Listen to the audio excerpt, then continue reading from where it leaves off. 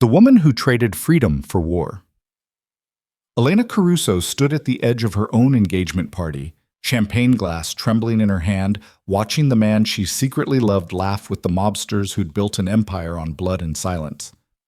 Nico Valenti, heir to the most dangerous crime family in Chicago, had spent 3 years treating her like expensive furniture. Tonight, she was supposed to smile through toast celebrating her hollow engagement to an ambitious fraud. Instead, she was about to run. What she didn't know: her fiancé had already sold her out to their enemies. The elevator she was sneaking toward held the one man who could destroy her carefully planned escape, and the next 2 hours would shatter everything she thought she knew about power, protection, and the devastating cost of being loved by a man who'd built walls around his heart with the bodies of his enemies. If you want to see how a woman turned a crime lord's cold calculation into her greatest weapon, stay until the end. Hit that like button and drop a comment telling me what city you're watching from. I want to see how far this story travels.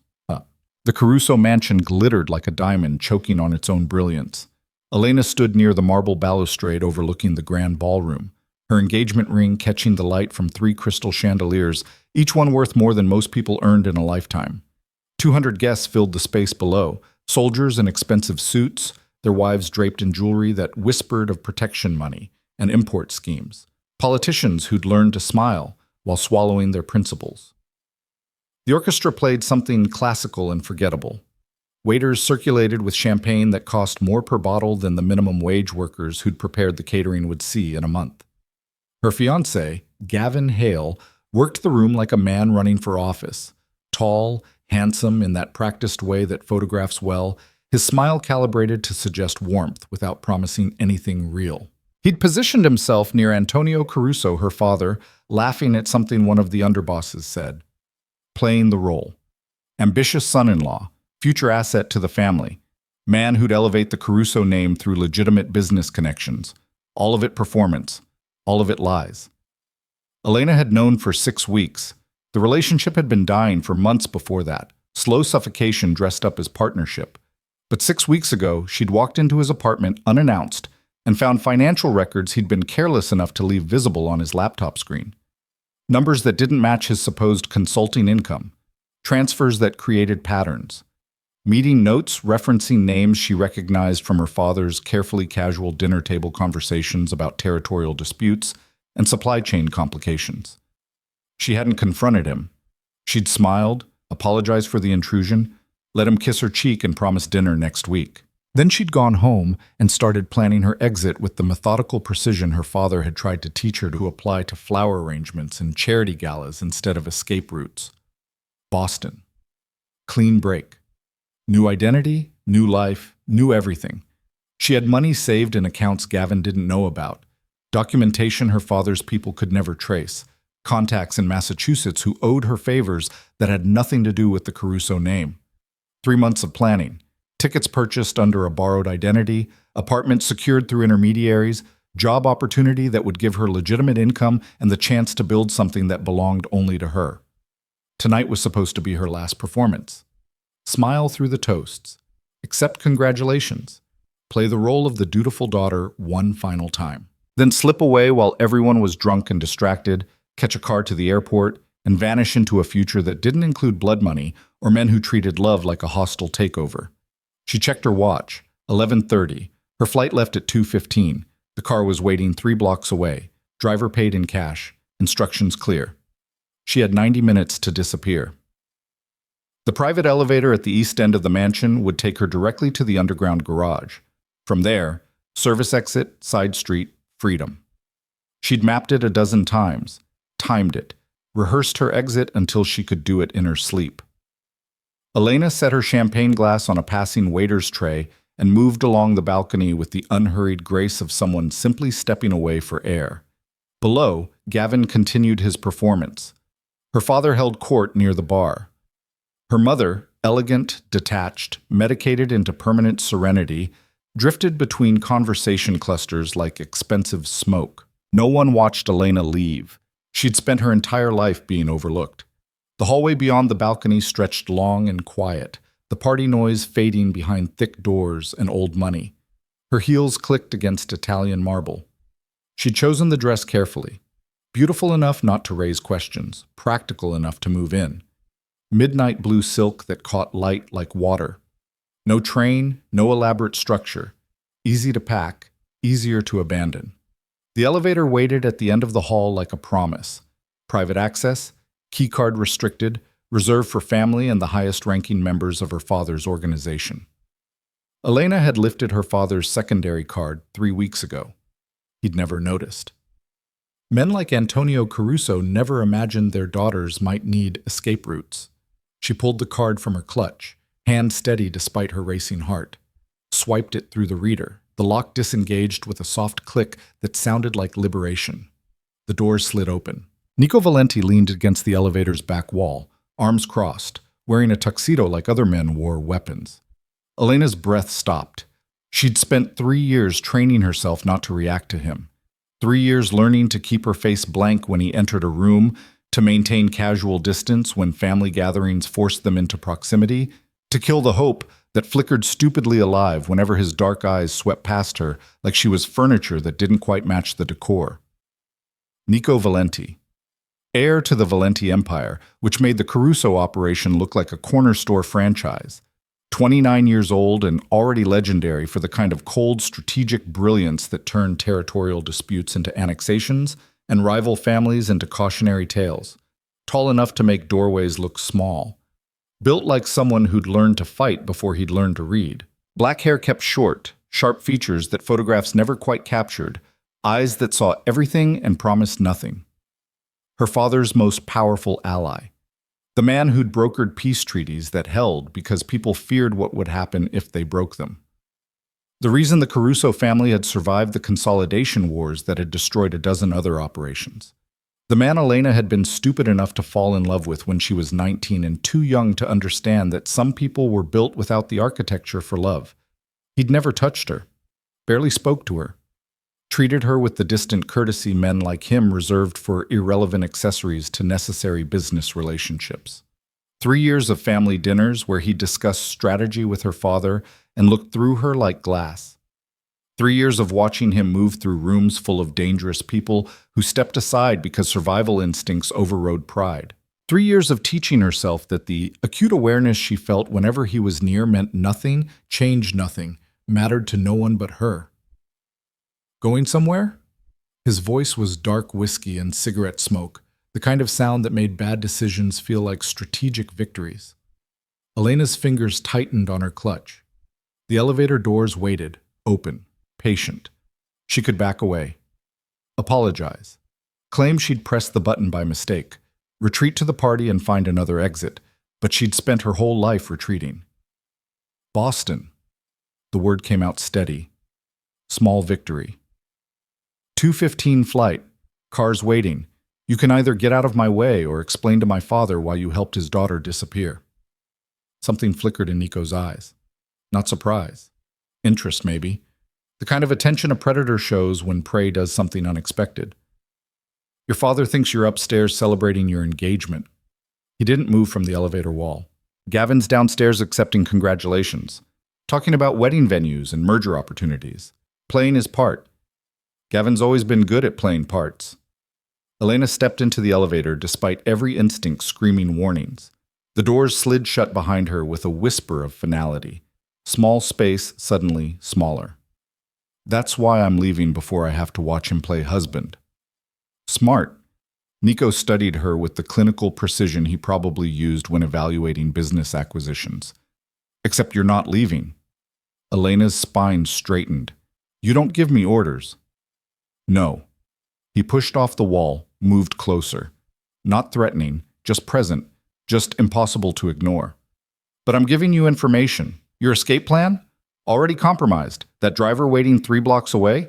He's on Gavin's payroll. The Boston apartment? Your fiancé knows about it. Has for 2 weeks. The elevator seemed to tilt. Elena pressed her palm against the wall, fighting for balance that had nothing to do with the floor beneath her feet.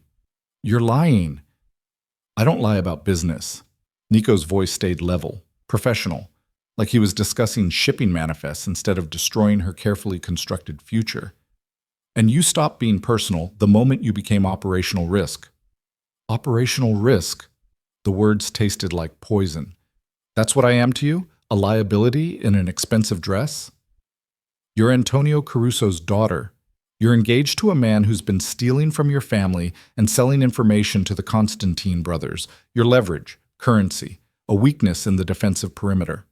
He said it without inflection, stating facts. The moment you try to run, you become a target. The moment you become a target, you become everyone's problem. Elena's laugh came out sharp and bitter. So I should just stay? Smile through a marriage to a traitor because leaving would be inconvenient for the organization? You should stay because leaving gets you killed. Nico's jaw tightened. First sign of actual emotion. Gavin's been meeting with Constantine's people for 3 months, selling them shipment schedules, security protocols, family information. They're planning something, using him as their inside access. And you? His eyes locked on hers. You're his insurance policy, the good faith gesture that proves he's committed to betraying your father. The elevator's fluorescent light suddenly felt too bright. Elena's chest constricted. You're saying if I run, he delivers you to them. They use you for leverage against Antonio.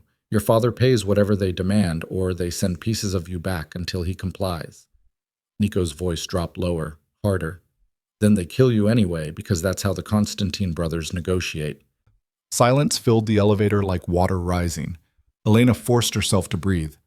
How long have you known? 6 weeks. He didn't apologize. We've been watching Gavin, building the case, tracking his meetings, documenting everything, waiting for him to lead us to the full network before we move. 6 weeks. Her voice came out flat, dead. You've known for 6 weeks that I was engaged to a traitor, and you said nothing. I said nothing because telling you would have changed your behavior, changed how you interacted with him, might have tipped him off that we knew. Nico's expression remained carved from stone. Your safety required you staying ignorant. My safety? Elena stepped forward, close enough to see the faint scar along his jawline, the one he'd supposedly gotten in a knife fight when he was 17. You kept me in the dark about the man I was sleeping next to. Let me plan a future with someone who was plotting to hand me over to people who traffic in body parts, all for operational security. Yes, no hesitation, no regret. Because operational security keeps you breathing. Her hand moved before conscious thought. The slap cracked across his face with enough force to snap his head sideways. She expected retaliation. These men didn't accept challenges to their authority. She'd seen her father break bones for less disrespect.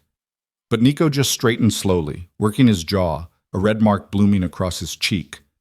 When he looked at her again, something dangerous burned in his eyes. Feel better? His voice stayed quiet, controlled, more frightening than shouting. Not even slightly. Elena's hand throbbed. Worth it.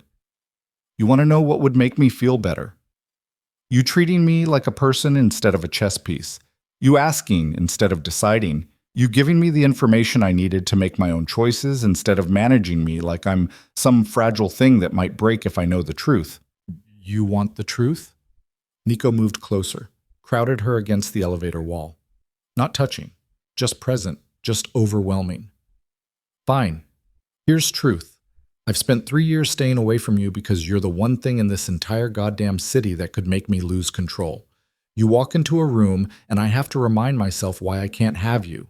Every family dinner, every party, every time your father seats you across from me like he doesn't notice how I stop hearing conversations when you laugh.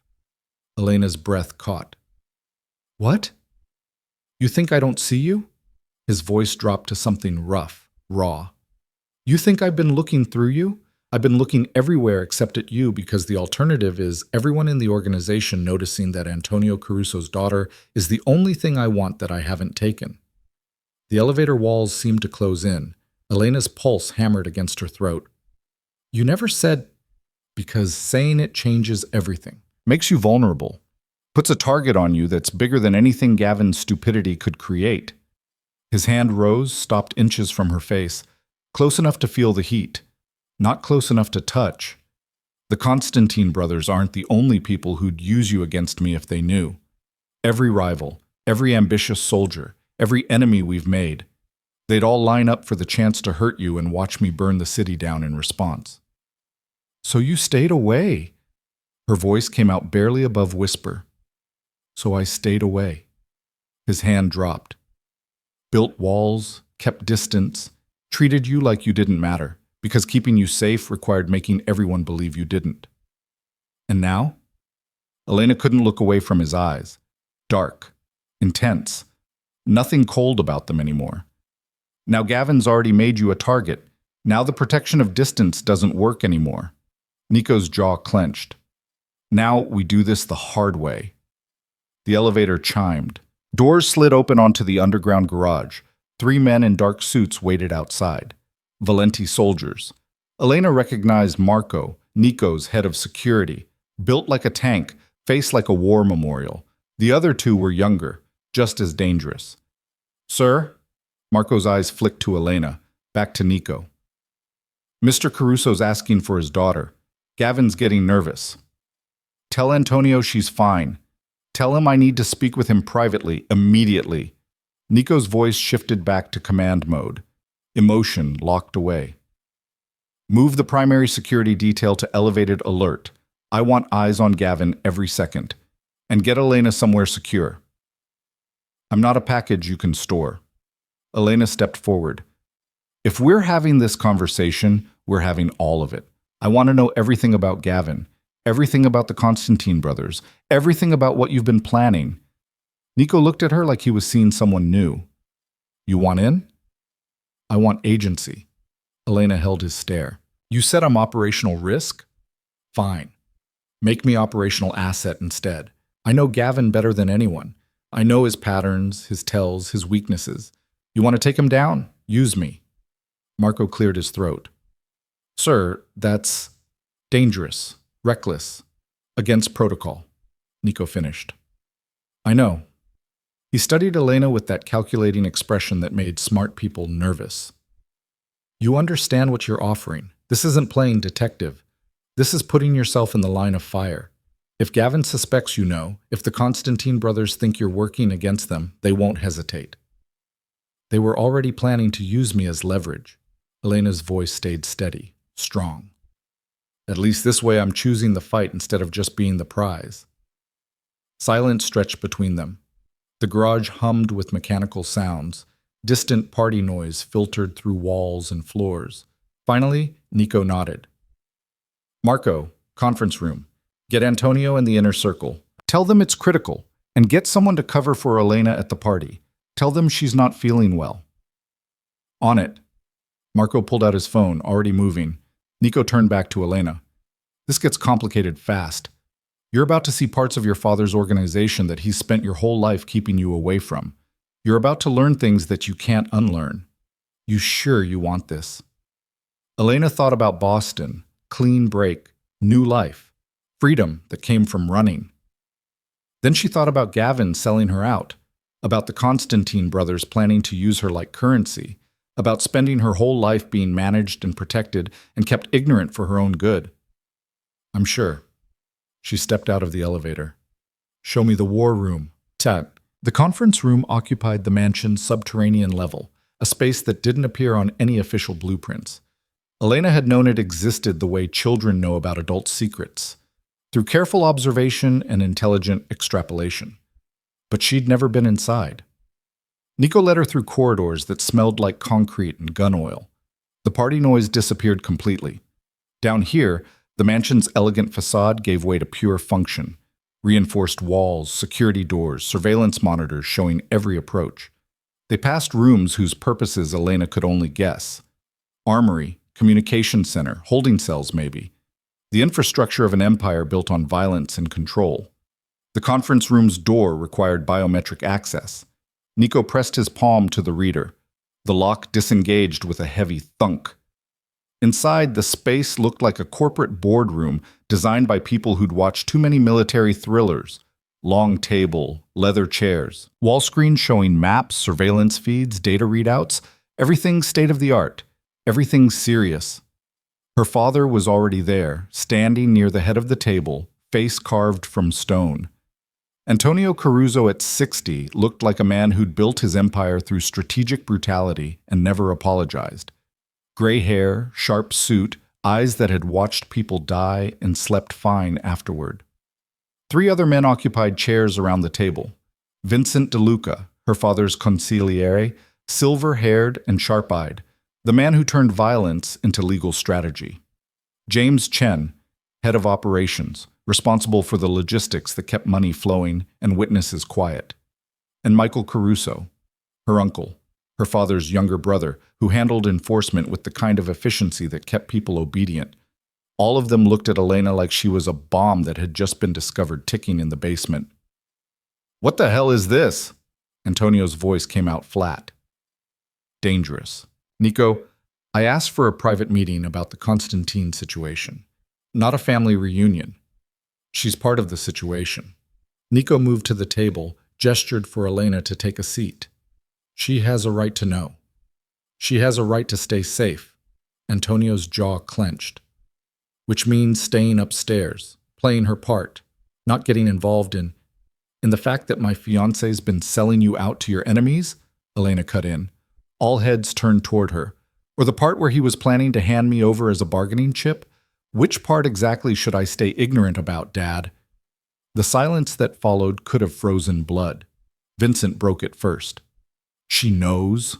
He looked at Nico. "You told her?" "I caught her trying to run." Nico pulled out a chair. She'd planned an exit. Boston. New identity. Clean break. Would have walked straight into Gavin's trap if I hadn't intercepted. Jesus Christ. Antonio's hand slammed down on the table. "You were leaving? Tonight? Without telling anyone?" "I was leaving a relationship with a man I don't love to start a life that actually belongs to me." Elena faced her father's anger without flinching. "Would you have let me go if I'd asked permission?" "Of course not. You're..." "Exactly." Elena sat down at the table. Uninvited, unwelcome, not leaving. "So I stopped asking, and now that I know what Gavin's actually planning, I'm offering to help you take him down. Unless you'd prefer I go back upstairs and keep pretending everything's fine?" Antonio looked at Nico like this was somehow his fault. "You brought her into this." "She was already in this." Nico's voice stayed level. "The moment Gavin started using her as part of his play, we can either keep treating her like she's fragile, or we can give her the information she needs to protect herself." "She's my daughter." "I'm right here." Elena leaned forward. "And I'm 26 years old enough to make my own choices, smart enough to understand the risks, and angry enough to want Gavin's head on a platter. So either tell me what you know or I'll walk upstairs and confront him myself. Your choice." Her Uncle Michael laughed, sharp, surprised sound. "She's definitely your daughter, Antonio. Got your talent for ultimatums." "This isn't funny." But Antonio's expression shifted, calculation replacing anger. He'd built an empire by knowing when to fight and when to adapt. "Fine. You want in? Here's what we know." He nodded to Vincent, who pulled up files on the wall screens. Photos of Gavin appeared. Meeting with men Elena didn't recognize. Entering buildings, surveillance timestamps, financial records showing transfers. "Gavin Hale." Vincent's voice carried the dry precision of someone who'd spent decades turning criminal enterprise into spreadsheets. "Approached the Constantine organization 4 months ago. Offered to sell information about our operations in exchange for territory and percentage of their East Side operations once they eliminate us." Elena's stomach turned. 4 months. He'd been planning this since before he'd proposed. He's provided them with shipment schedules, security rotation patterns, supplier contacts, and detailed information about family structure. Vincent clicked through documents. Everything they'd need to plan a hostile takeover. In return, they promised him control of your father's legitimate business holdings and your hand in marriage as public proof of continuity. "They plan to keep me?" Elena's voice came out hollow. "They plan to use you." James Chen spoke up, his Taiwanese accent barely noticeable after 30 years in Chicago. "Publicly marry you to Gavin to maintain appearance of family blessing. Privately leverage you against any remaining Caruso loyalists. Classic consolidation strategy. Keeps the infrastructure intact while eliminating leadership." The screens showed more images. The Constantine brothers, Dmitri and Alexei. Faces that looked like they'd been carved with dull knives and bad intentions. Their operation controlled everything north of Lincoln Park. Trafficking, drugs, protection rackets. The kind of people who made Antonio's organization look almost civilized. We've been tracking Gavin's communications for 6 weeks. Nico pulled up transcripts, coded messages, burner phones, the whole amateur-hour tradecraft kit. He thinks he's being clever. Mostly he's just making our surveillance easier. 6 weeks. Elena looked at her father. You've known for 6 weeks and you let me keep planning a wedding? We needed him confident, unsuspicious. Antonio's voice carried something that might have been regret in another man. If he thought we knew, he'd run to the Constantines early. We'd lose the chance to document the full network, find everyone involved. So you used me as bait without telling me. Elena's hands fisted in her lap. I kept you safe. Antonio met her eyes. Everything I do is to keep you safe. Safe and ignorant aren't the same thing. But Elena forced herself to focus. Anger later, information now. What's the plan? How do we take them down? Vincent pulled up a new file. Gavin's meeting with Dmitry Constantine tomorrow night. Final exchange. He's supposed to deliver security codes for the primary warehouse and detailed information about the monthly collection routes. In return, they're giving him access codes to offshore accounts and confirmation of the timeline for the takeover. Tomorrow night? Elena looked at Nico. That's fast. That's urgent. Nico's expression stayed grim. The Constantines are pushing for acceleration, which means something's made them nervous. Maybe another player moving into their territory. Maybe internal pressure. Either way, they want this done. So we let the meeting happen. James Chen leaned back in his chair. We've got surveillance ready. We'll record everything. Build an airtight case against Gavin and the Constantines. And then what? Elena asked. Hand the evidence to the FBI? The Constantines have law enforcement in their pocket. Gavin will lawyer up. You'll never make charges stick. We're not building a legal case. Michael's voice carried the flat certainty of someone who solved problems with finality. We're building justification. Once we have proof of the betrayal, we move on both sides. Take out the Constantines' leadership. Make an example of Gavin. Send a message that this is what happens when you move against us. Elena looked at the faces around the table. Her father. Her uncle. Men who'd spent decades in this world. And realized with sudden cold clarity what they were actually describing. You're going to kill them. Not a question. Statement of fact. We're going to eliminate a threat to the organization. Antonio's voice stayed carefully neutral. It's business, Elena, not personal. It's murder dressed up in corporate language. She turned to Nico. Is that what you do? Kill people who inconvenience you? I protect my interest. Nico's eyes didn't waver. Which includes making sure threats don't become catastrophes. The Constantines have killed 17 people in the last year.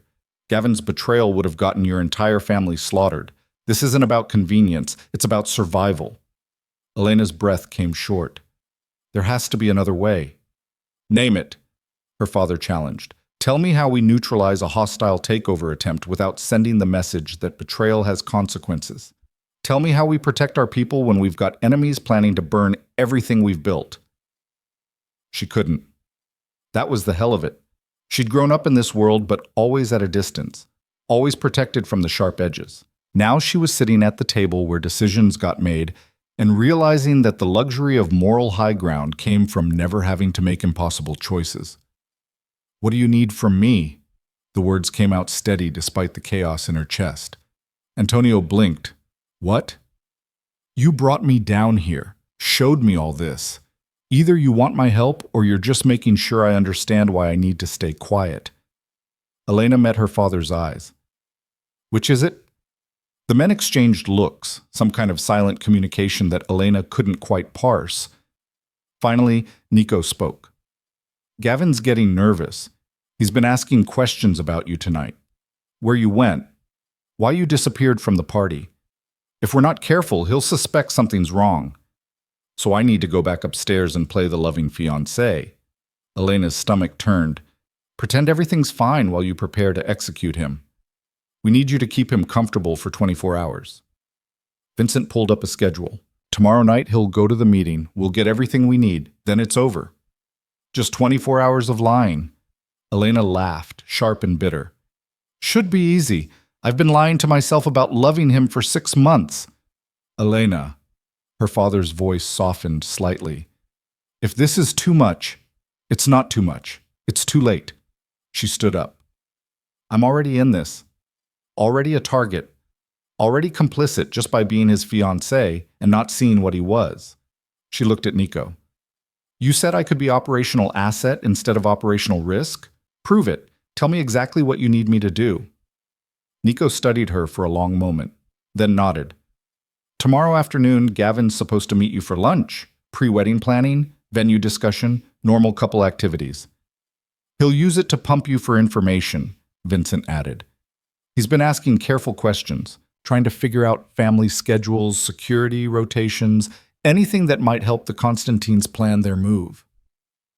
So I feed him false information. Elena's mind started working. Strategic thinking her father had never trained her for, but she'd absorbed anyway through years of observation. Give him details that sound real but lead them wrong. Exactly. Nico pulled up a document. We've prepared a script. Security changes that aren't actually happening. Schedule modifications that put people in the wrong places. Enough truth mixed with fiction that he won't suspect. And I just casually mention these things over salad? Elena scanned the document. He'll know I don't usually have access to this information. Tell him your father's been including you in more family business discussions, James suggested. Preparation for when you're married, teaching you to be proper wife to an ambitious man in the organization. The irony was almost funny. Almost. Fine. Elena memorized the key points. Lunch tomorrow. Feed him lies. Keep him confident. Then what? Then you stay away from him. Antonio's voice went hard. Tomorrow night, you're staying here, in the secure wing, with protection. You don't go anywhere near wherever Gavin is. But non-negotiable. Her father's tone allowed no argument. You've done enough. More than enough. The rest is our work. Elena wanted to fight, wanted to demand full inclusion, but she looked at the faces around the table, men who'd spent their lives in violence, and recognized the wall she'd hit. They'd let her in this far. Further would require either time or proof she could handle the darkest parts of their world. Understood. She turned to Nico. Walk me out? He nodded. Gentlemen, we'll reconvene at 0600 for final preparation. They left the conference room together. The hallway stretched ahead, concrete and shadows and the weight of decisions that couldn't be unmade. You did well in there. Nico's voice stayed quiet. Most people would have run or broken down. You stayed sharp. Most people don't find out their fiancé's planning to sell them to human traffickers. Elena's laugh came out shaky. My bar for doing well has gotten pretty low. Elena. He stopped walking, turned to face her. What I said in the elevator about staying away, about wanting... He cut himself off. This isn't the right time. When is the right time? She stepped closer. After you've killed Gavin, after the Constantines are eliminated, after the next crisis and the one after that, there's never going to be a perfect time. There's never going to be a moment when loving you doesn't come with a target on my back. That's exactly why you should stop trying to protect me from my own choices. Elena's voice went fierce. I'm not fragile. I'm not some porcelain doll that'll shatter if reality touches me. I'm standing here offering to help you destroy the man I was supposed to marry. I'm choosing to stay in this world, even though I had an escape route planned. Stop treating me like I can't handle the consequences of wanting you. Nico's control cracked, just for a second. She saw something raw and desperate flash across his face before he locked it down again. After tomorrow. His voice came out rough. After we've dealt with this threat. Then we can talk about consequences and wanting and everything that comes with that. Promise? She hated how young she sounded, how hopeful. Promise. He reached out, finally closed the distance, touched her face with careful fingers like she might disappear if he held on too tight. But right now, I need you to go back to that party. Smile. Play your part. Keep Gavin thinking everything's fine. Can you do that? Elena leaned into his touch for just a moment. Let herself have this one thing, then stepped back, straightened her spine, became the performance everyone needed. I've been playing parts my whole life. She turned toward the elevator. One more night won't kill me. Elena. Nico's voice stopped her at the threshold. Thank you for trusting me with this, for not running even though you could have. She looked back at him. I'm not running from you, Nico. I'm running towards something better than protection and distance and careful management, whether you're ready for that or not. The elevator doors closed between them. Elena rode it up to the main level, letting herself have exactly 30 seconds of shaking hands and rapid breathing and the terror of what she'd just agreed to. Then she locked it down, smoothed her dress, fixed her expression. The party was winding down when she returned. Gavin found her immediately, all concern and manufactured worry. There you are. I was getting worried. Your mother said you weren't feeling well? His hand touched her arm. The same hand that had typed messages to men planning to murder her father. Elena smiled, leaned into him, became exactly what he expected. Just needed some air, all this excitement. It's overwhelming. She let her voice carry just the right note of breathless bride. But I'm fine now. Perfect, actually. Good. He kissed her forehead, tender, loving, complete fiction. Because I was hoping we could steal a few minutes. Talk about tomorrow's lunch? I have some ideas about the venue that I think you'll love. I can't wait to hear them. Elena let him guide her toward a quiet corner. Let him talk about flower arrangements and seating charts and all the details of a wedding that would never happen. And while he spoke, she watched, cataloged, noticed things she'd trained herself to overlook before. The way his eyes moved constantly, tracking people. The way his questions probed for information disguised as small talk. The way he touched her like she was property he'd already acquired. 24 hours. She could manage 24 hours of this performance. Then everything would change. The party finally ended around 2 a.m. Guests departed in waves of expensive cars and subtle security details. Gavin kissed her goodnight at the door with promises about tomorrow's lunch. Elena watched him leave, watched his car disappear into Chicago's nighttime traffic. Then she went to find her father. Antonio was in his study, alone, looking older than he had in the conference room. He glanced up when she entered, something unreadable crossing his face. You should be sleeping. He gestured to the chair across from his desk. Tomorrow's going to be difficult. I know. Elena sat.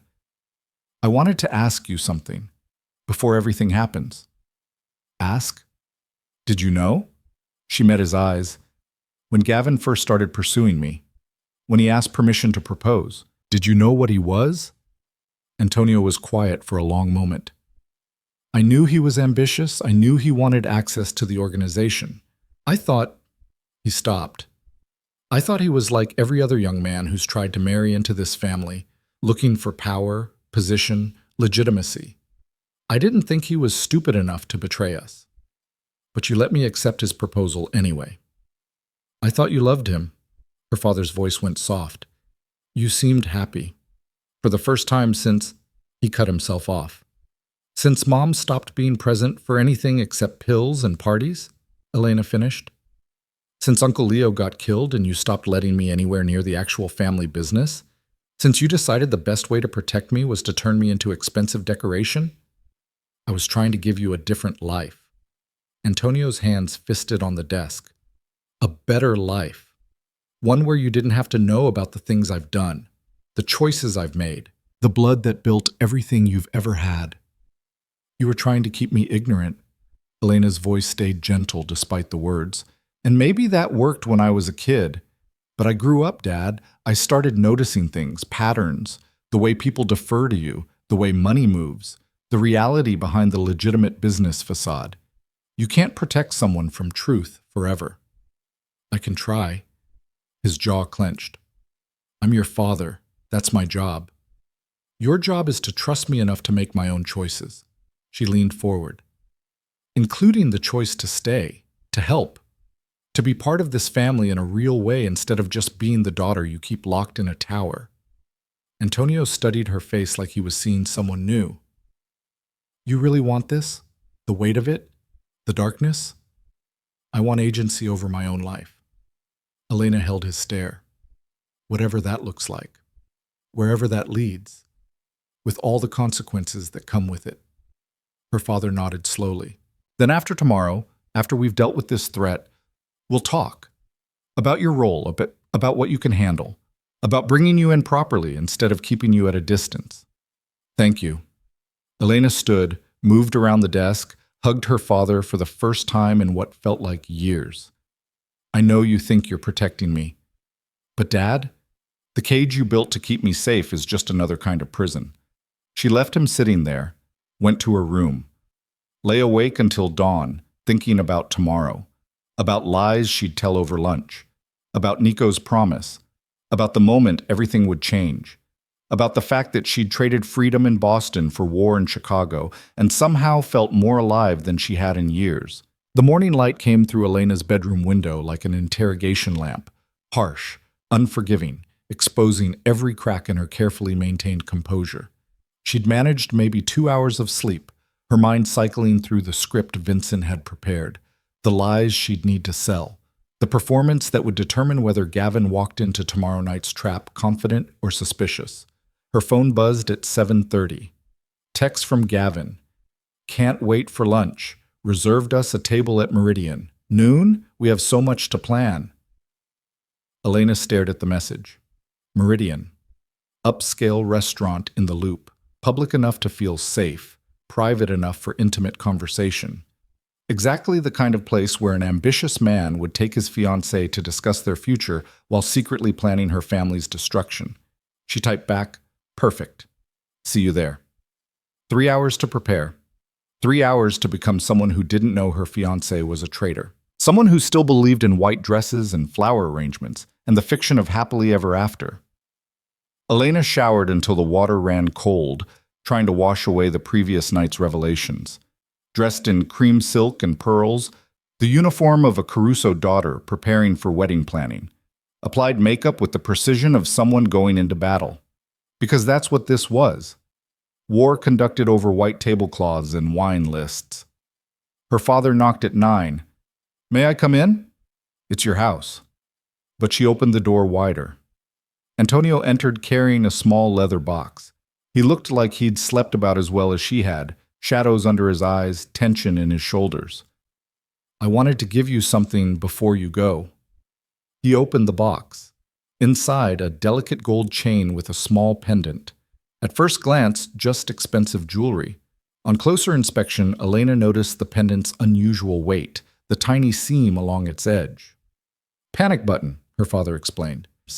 Press it twice and it sends a signal directly to my security team. GPS tracker built in.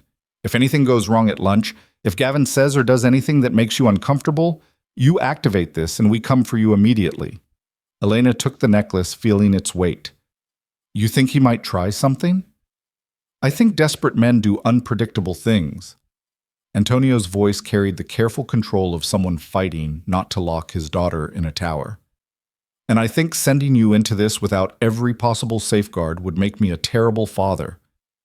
You're not a terrible father. Elena fastened the chain around her neck. The pendant settled just below her collarbone. You're just a father who built an empire on violence and doesn't know how to let his daughter grow up in the same world that made him.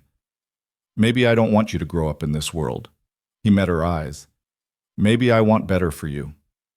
Better isn't the same as different. She straightened the pendant. And it's too late anyway. I'm already here. Already choosing this. You can either fight me or train me. Antonio studied her for a long moment, then nodded slowly. After tomorrow, when this is over, we'll talk about training. He left her alone with that promise and the weight of a panic button disguised as jewelry. At 11:15, Elena's phone rang. Nico's number. You ready? His voice carried that dark edge that made her pulse quicken despite everything. As I'll ever be. She checked her reflection one final time. Perfect daughter, perfect fiancé, perfect lie. Did you want to go over the script again? You know the script. I called to tell you something else. He paused. Marco's going to be at Meridian. Different table. You won't see him, but he'll be there. Watching, listening. If Gavin deviates from pattern, if anything feels wrong, Marco will intervene. You're having me followed to lunch with my fiancé. I'm making sure you come back from lunch with your fiancé. Nico's voice went hard. There's a difference. Elena should have been angry. Should have fought the surveillance, the protection, the constant management. Instead, she felt something warm settle in her chest. Thank you. Don't thank me yet. His tone softened slightly. Just come back safe. We'll handle the rest. The line went dead. Elena grabbed her purse, checked that she had everything she needed for the performance, and headed downstairs. Her mother intercepted her in the foyer, elegant, distant, moving through the world like a ghost haunting her own life. Lunch with Gavin? Catherine Caruso's voice carried the careful modulation of someone who'd learned to feel nothing so nothing could hurt her. That's nice, darling. You should discuss the flowers. I always thought peonies were overdone. I'll keep that in mind, Mom. Elena kissed her mother's cheek. Felt the familiar ache of loving someone who'd chemically removed herself from reality years ago. He's a good match. Her mother smoothed Elena's hair with fingers that trembled slightly.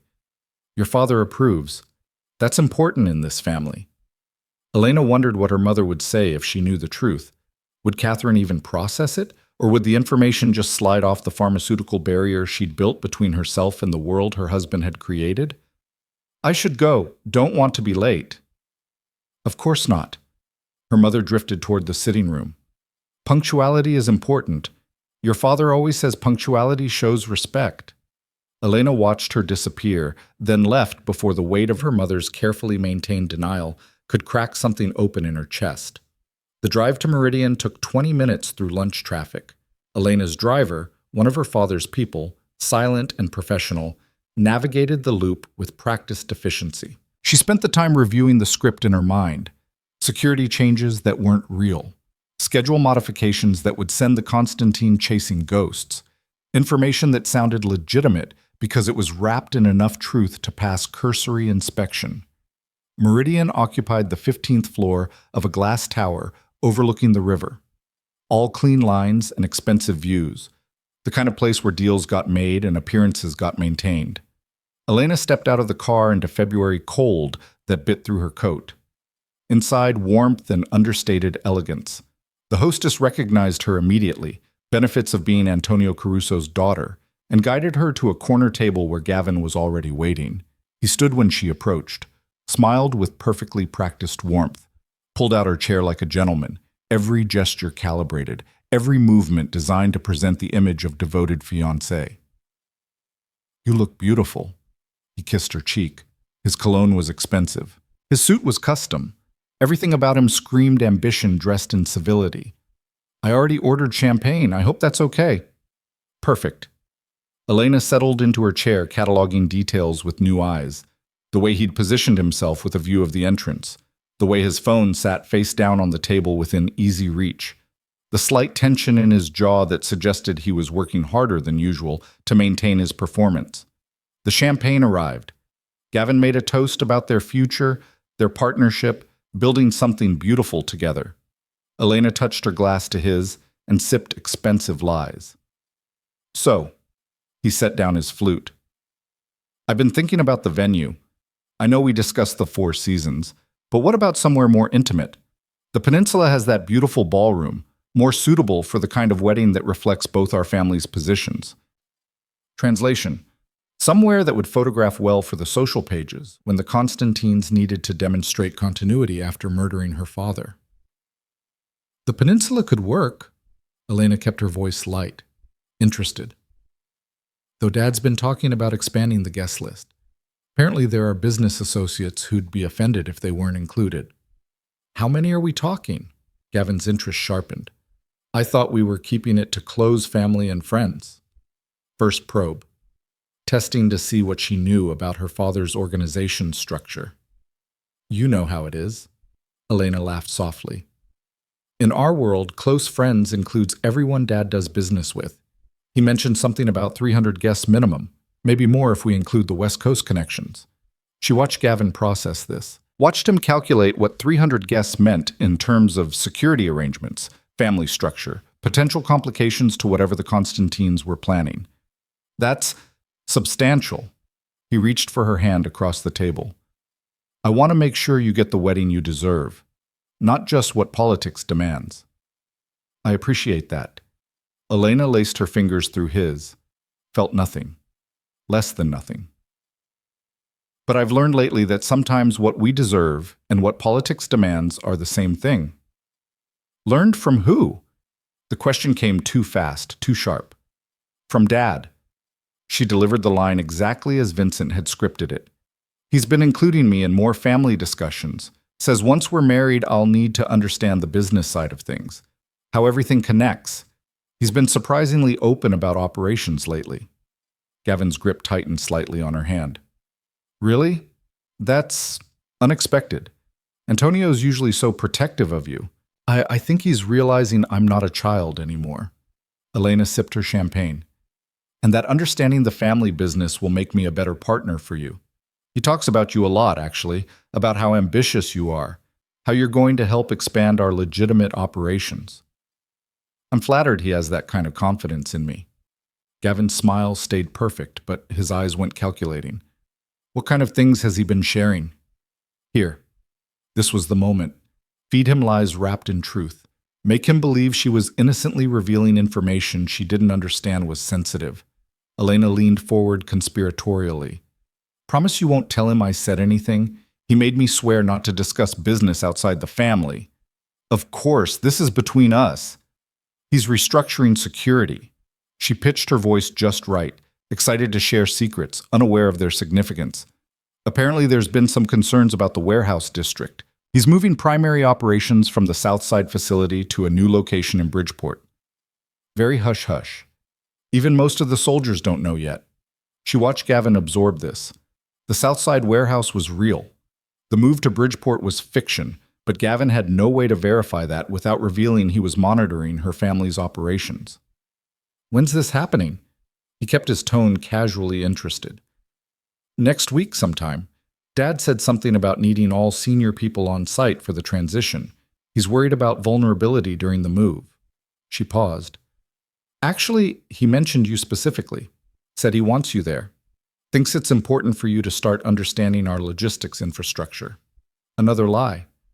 But one that would make Gavin think the Caruso family was concentrating leadership in one location at a specific time. Perfect opportunity for the Constantines to strike if they believed it. That's quite an honor. Gavin squeezed her hand. Your father trusting me with that level of operational detail. He says you're family now, or will be soon enough. Elena smiled. Besides, he's impressed with your business acumen. He showed me some of your consulting proposals, the ones about expanding the import operations through alternative shipping routes. She was making this up entirely now, creating fictional business proposals that didn't exist. But Gavin couldn't deny knowing about them without admitting he hadn't actually been doing legitimate consulting work. I'm glad he found those useful. Gavin's voice carried the careful neutrality of someone navigating a minefield. I've been working on several proposals. Hard to keep track of which ones I've formally presented. Well, he's definitely interested in the East Coast shipping expansion.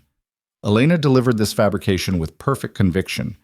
He mentioned wanting to discuss it with you directly. Something about meeting next Thursday to go over implementation details. Next Thursday. 3 days after tomorrow night's meeting with the Constantines. 3 days after Gavin would already be dead or captured, and this fictional meeting would never happen. But he didn't know that. Thursday works for me. Gavin pulled out his phone, made a note, creating a paper trail of his own deception. I'll make sure I'm available. The waiter appeared to take their lunch orders. Elena chose a salad she had no intention of eating. Gavin ordered steak, medium rare, the kind of meal a man eats when he thinks he's winning. After the waiter left, Gavin shifted topics. I wanted to ask you something. Last night at the party, you disappeared for a while. Your mother said you weren't feeling well. Elena had prepared for this. Wedding stress, she waved a hand dismissively. All the planning, all the expectations. I just needed some air. Found a quiet corner and took a few minutes to breathe. You could have told me. I would have come with you. I know. But sometimes a girl needs a moment alone, you know? She smiled.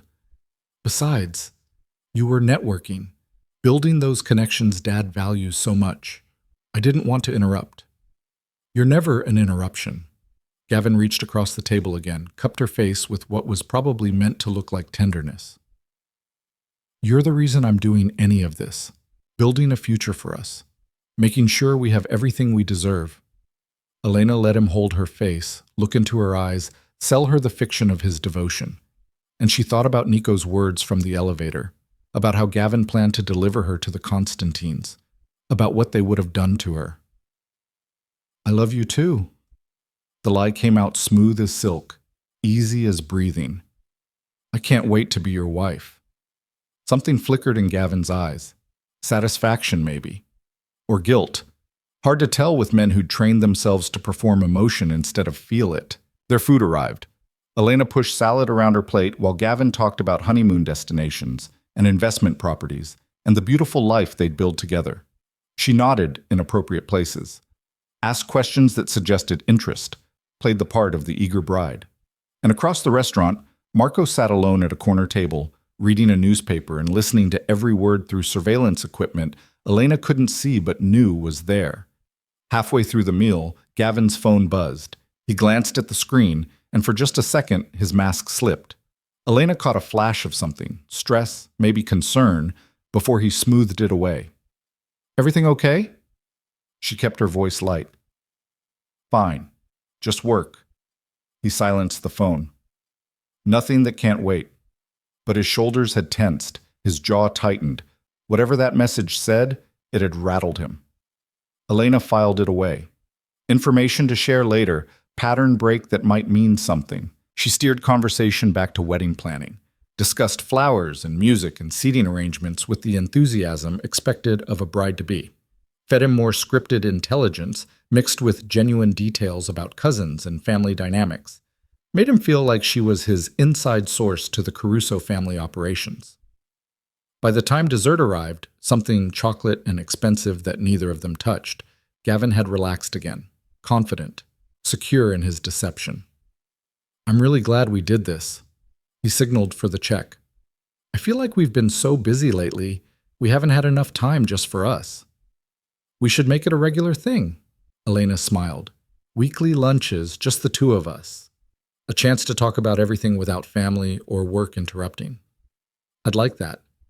Gavin paid the check, left a generous tip, helped her with her coat like a perfect gentleman. Can I give you a ride back? I know you have your father's driver, but actually I have some errands to run. Elena touched the pendant at her throat, drawing his attention to expensive jewelry instead of emergency technology. Shopping for the wedding, you know how it is. Of course. He kissed her at the restaurant entrance, long enough to sell devotion, not long enough to suggest possession. I'll call you tonight? I'll be waiting. Another lie. By tonight, she'd be locked in her father's secure wing while Gavin walked into a trap. She watched him leave in a town car that was probably assigned by the Constantines. Watched until he disappeared into loop traffic. Then she pulled out her phone and texted Nico. It's done. He bought everything.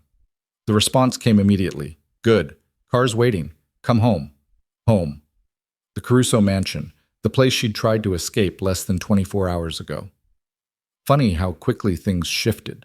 How cage became fortress depending on what you were protecting yourself from. Marco appeared at her elbow like a ghost materializing from shadow. Miss Caruso, your car's this way. She followed him to a black SUV with tinted windows. Different from the sedan that had brought her. Different driver. Higher level of security. Marco opened the door, waited until she was settled, then climbed into the front passenger seat. The driver pulled into traffic without a word. Did you get everything? Elena asked. Every word. Marco's voice carried satisfaction. He took the bait on all the false intelligence, made notes on his phone. We've got him documenting his own deception. What about the text he received? The one that made him nervous? Marco glanced back at her with something that might have been respect. You caught that? Hard to miss. He went tense. Checked his phone 3 times after that, even though he'd silenced it. Elena leaned forward. What was it? We're still working on that. His phone's encrypted. We can track incoming messages, but not always content. Marco's jaw tightened. But timing suggests it came from the Constantines, probably confirming tomorrow night's meeting. The SUV navigated toward the mansion through afternoon traffic. Elena watched the city slide past. Her city, the place she'd planned to leave. Now the battleground where tomorrow night something decisive would happen. Can I ask you something? She directed the question at Marco's reflection in the rearview mirror. Yes, ma'am. How long have you worked for Nico? 12 years. Marco's expression didn't change. Since I was 22 and stupid enough to think I could run my own crew. What happened? I moved into territory I didn't understand, made enemies I couldn't handle. Mr. Valenti could have eliminated me. Instead, he offered me a choice, work for him or work against him. Marco's lips quirked slightly. Turned out working for him was smarter. You ever regret it, the choice? Every day I'm still breathing instead of buried in an unmarked grave. No, ma'am. No regrets. Elena processed that. He's good at that, isn't he? Turning potential threats into assets. Best I've ever seen. Marco met her eyes in the mirror. He sees what people can become instead of just what they are. Then he gives them the chance to prove it. They pulled through the mansion gates. Security had visibly increased. More men, more cameras, more tension in the air. The estate that had felt like a prison yesterday now felt like a fortress preparing for siege. Antonio waited in the foyer. He pulled Elena into a hug the moment she entered. Uncharacteristic display of emotion from a man who'd built walls around feelings decades ago. You're safe. He said it like confirmation, like he'd spent the last 2 hours fighting not to pull her out of that restaurant. I'm fine, Dad. But she hugged him back. It went exactly as planned. He believed everything. Good. Antonio released her, studied her face. Nico wants to debrief you. Conference room. And Elena? His voice went softer. What you did today took courage. Real courage. I'm proud of you. The words hit harder than she expected. She nodded, not trusting her voice, and headed for the elevator. The conference room held the same men as last night, plus 2 new faces. Both younger, harder, wearing the kind of casual violence that came from years in enforcement work. Nico stood when she entered.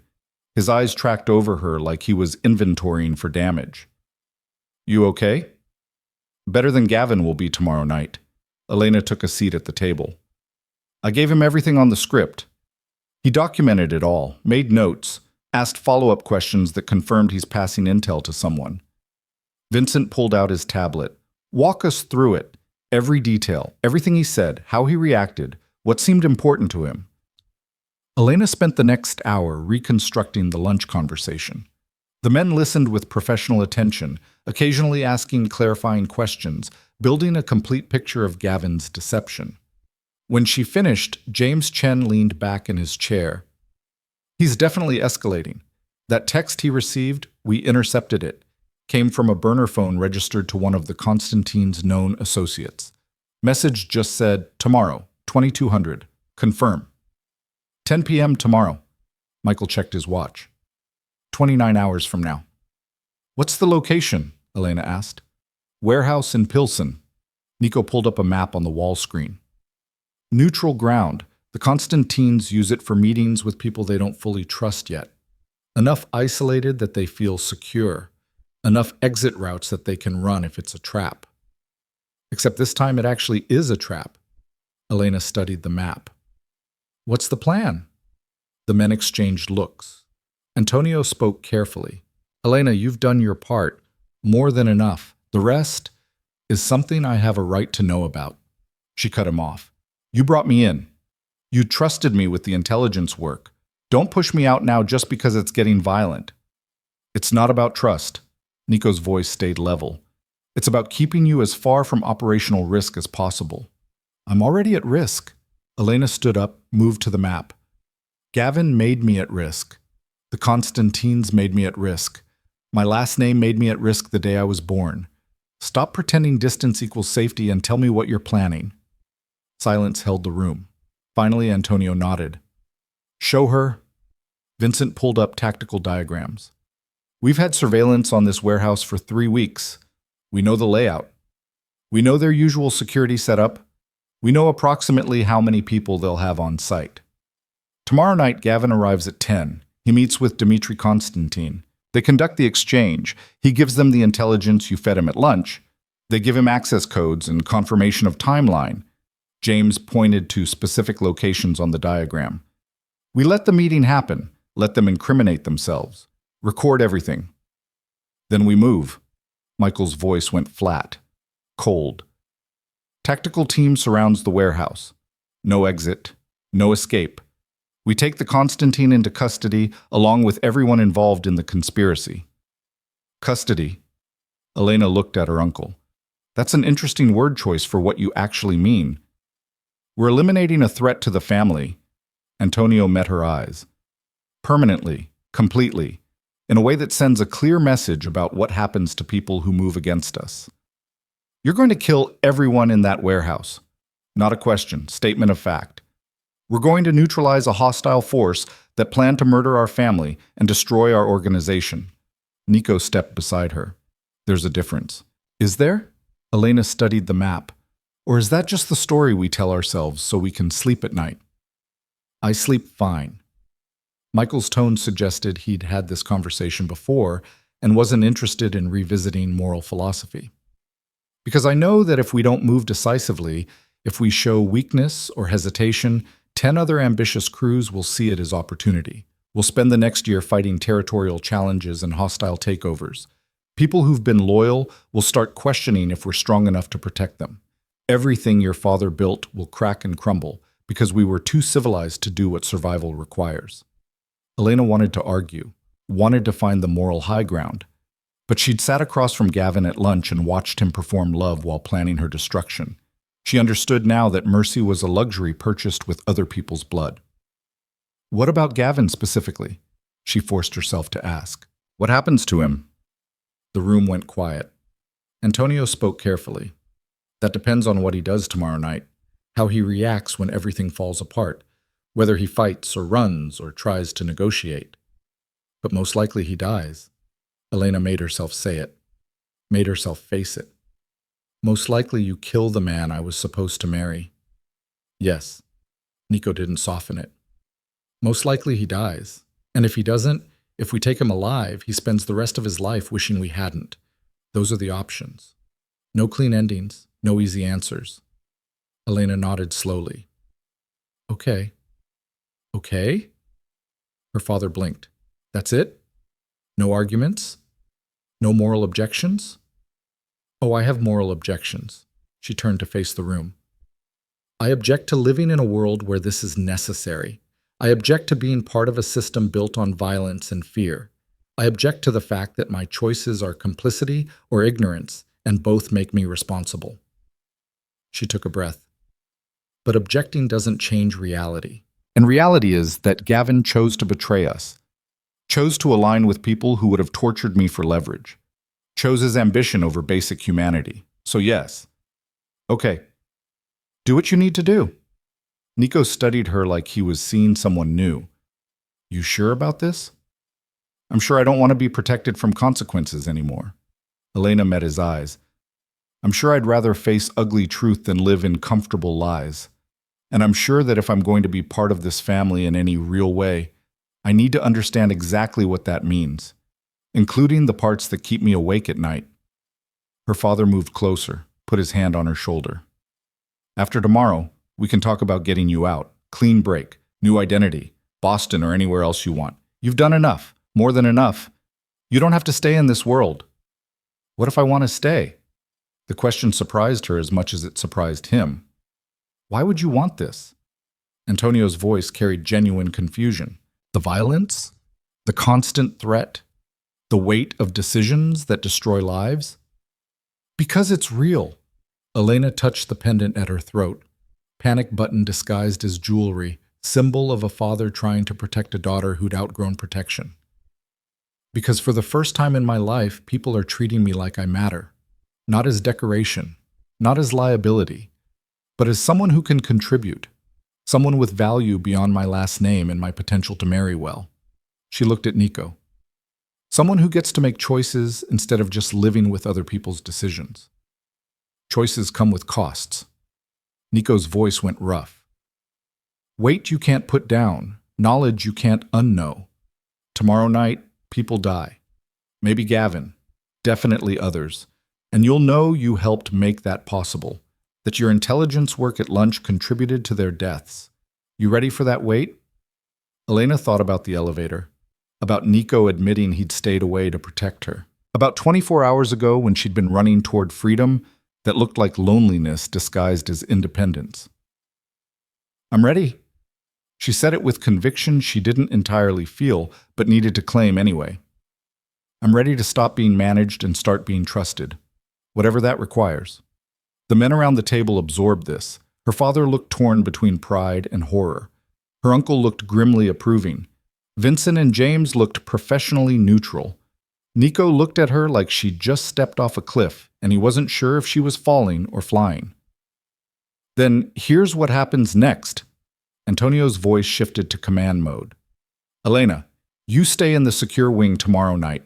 Full protection detail. No arguments. You don't need to see what happens in that warehouse. But non-negotiable." Her father's tone left no room for discussion. "You've proven you can handle the intelligence work, the strategic thinking.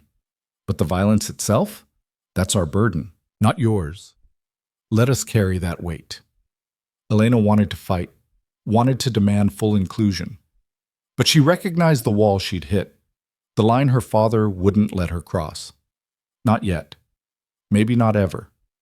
"Understood." She looked at Nico. "And after? After tomorrow night when it's over?" "After. We keep you safe while things settle." Nico's expression stayed controlled, but his eyes carried heat that had nothing to do with business. "Then we have the conversation we've been avoiding for 3 years. About what you want versus what you allow yourself to want." Elena stepped closer to him, aware of every eye in the room watching. "About distance and protection, and all the lies we tell ourselves about why we can't have what we actually need." "Elena," Antonio's warning carried weight. "It's fine, Antonio." Nico didn't look away from her. "Your daughter's right. We've been avoiding this conversation.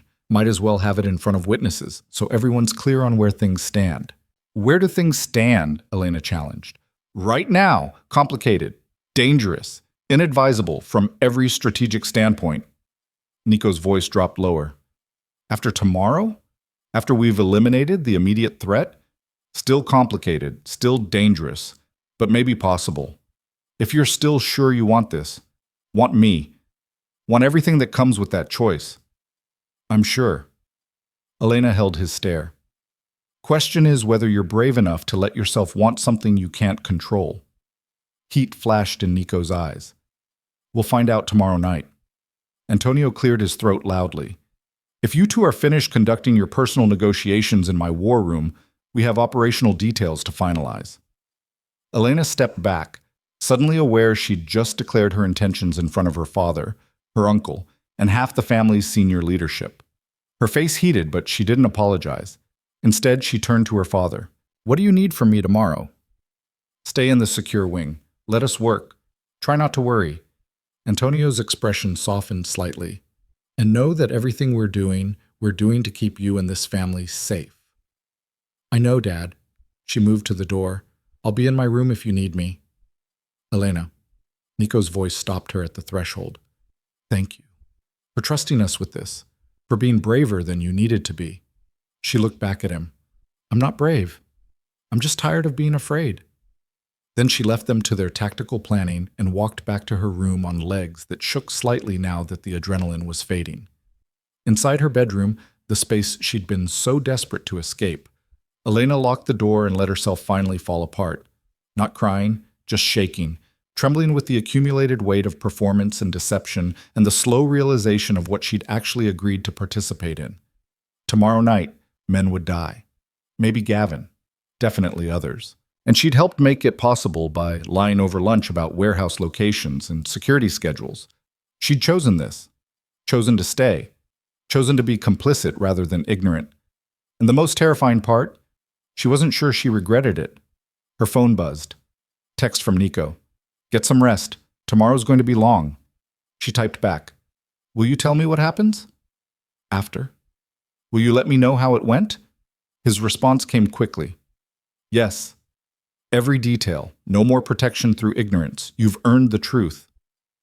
Elena set down her phone and stared out her window at the city beyond the gates.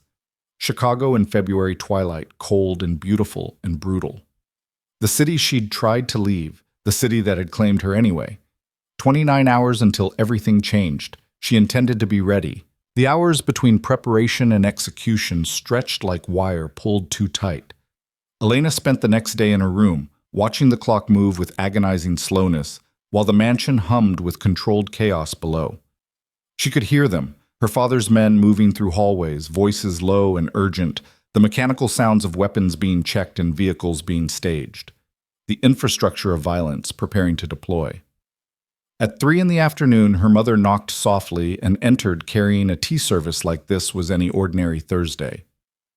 Catherine Caruso moved through the world in her pharmaceutical haze, arranging cups and saucers with the careful precision of someone who'd learned to function despite the chemicals smoothing her edges.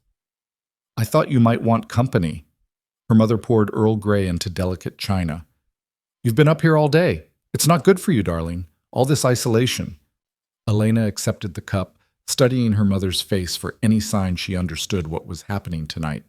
But Catherine's expression remained serene, untouched, safely removed from the reality unfolding around her. "I'm fine, Mom. Just thinking." "About the wedding?" Her mother settled into the chair by the window. "It's normal to have doubts. I had terrible doubts before marrying your father, but everything worked out beautifully." Elena wondered what version of beautifully her mother was remembering. The early years before the violence became impossible to ignore? Before Catherine had started self-medicating to survive marriage to a man who built empires on blood? Before she'd become this ghost haunting her own life? "Did it work out?" Elena asked quietly. "Really?" Something flickered in her mother's eyes, brief, almost human, then gone again behind the pharmaceutical wall. "We make choices, darling. Then we live with them. That's all any of us can do." What if the choices we're living with are destroying us? Catherine's hand trembled slightly on her teacup. For just a moment, Elena saw through to the woman underneath, the person her mother might have been if she'd married someone else, lived a different life, made different compromises. "Then we take our medicine and survive another day." Her mother's voice dropped to barely above whisper. "It's not happiness, Elena, but it's survival. And sometimes survival is enough." The words hit like a punch. Elena set down her cup before her own hands started shaking. "I don't want to just survive, Mom. I want to actually live." "Living is dangerous." Catherine stood, smoothed her skirt with fingers that couldn't quite stay steady. "Your father lives, really lives. Do you see what it costs him? What it costs all of us?" Before Elena could respond, her mother drifted to the door, paused at the threshold. "Be careful what you choose, darling. Some choices can't be unmade. And some prices are higher than you realize until the bill comes due." Then she was gone, leaving Elena alone with cold tea and the weight of warnings delivered through medicated distance. At 6 o'clock, Nico texted, "Status check. You doing okay up there?" Elena typed back, "Define okay. I'm not falling apart if that's what you're asking. That's exactly what I'm asking. This is hard. You're allowed to struggle with it." She stared at the message, surprised by the permission to be human instead of strategic. "Will you tell me when you're leaving? I don't want to just sit here wondering when it starts." "Yes.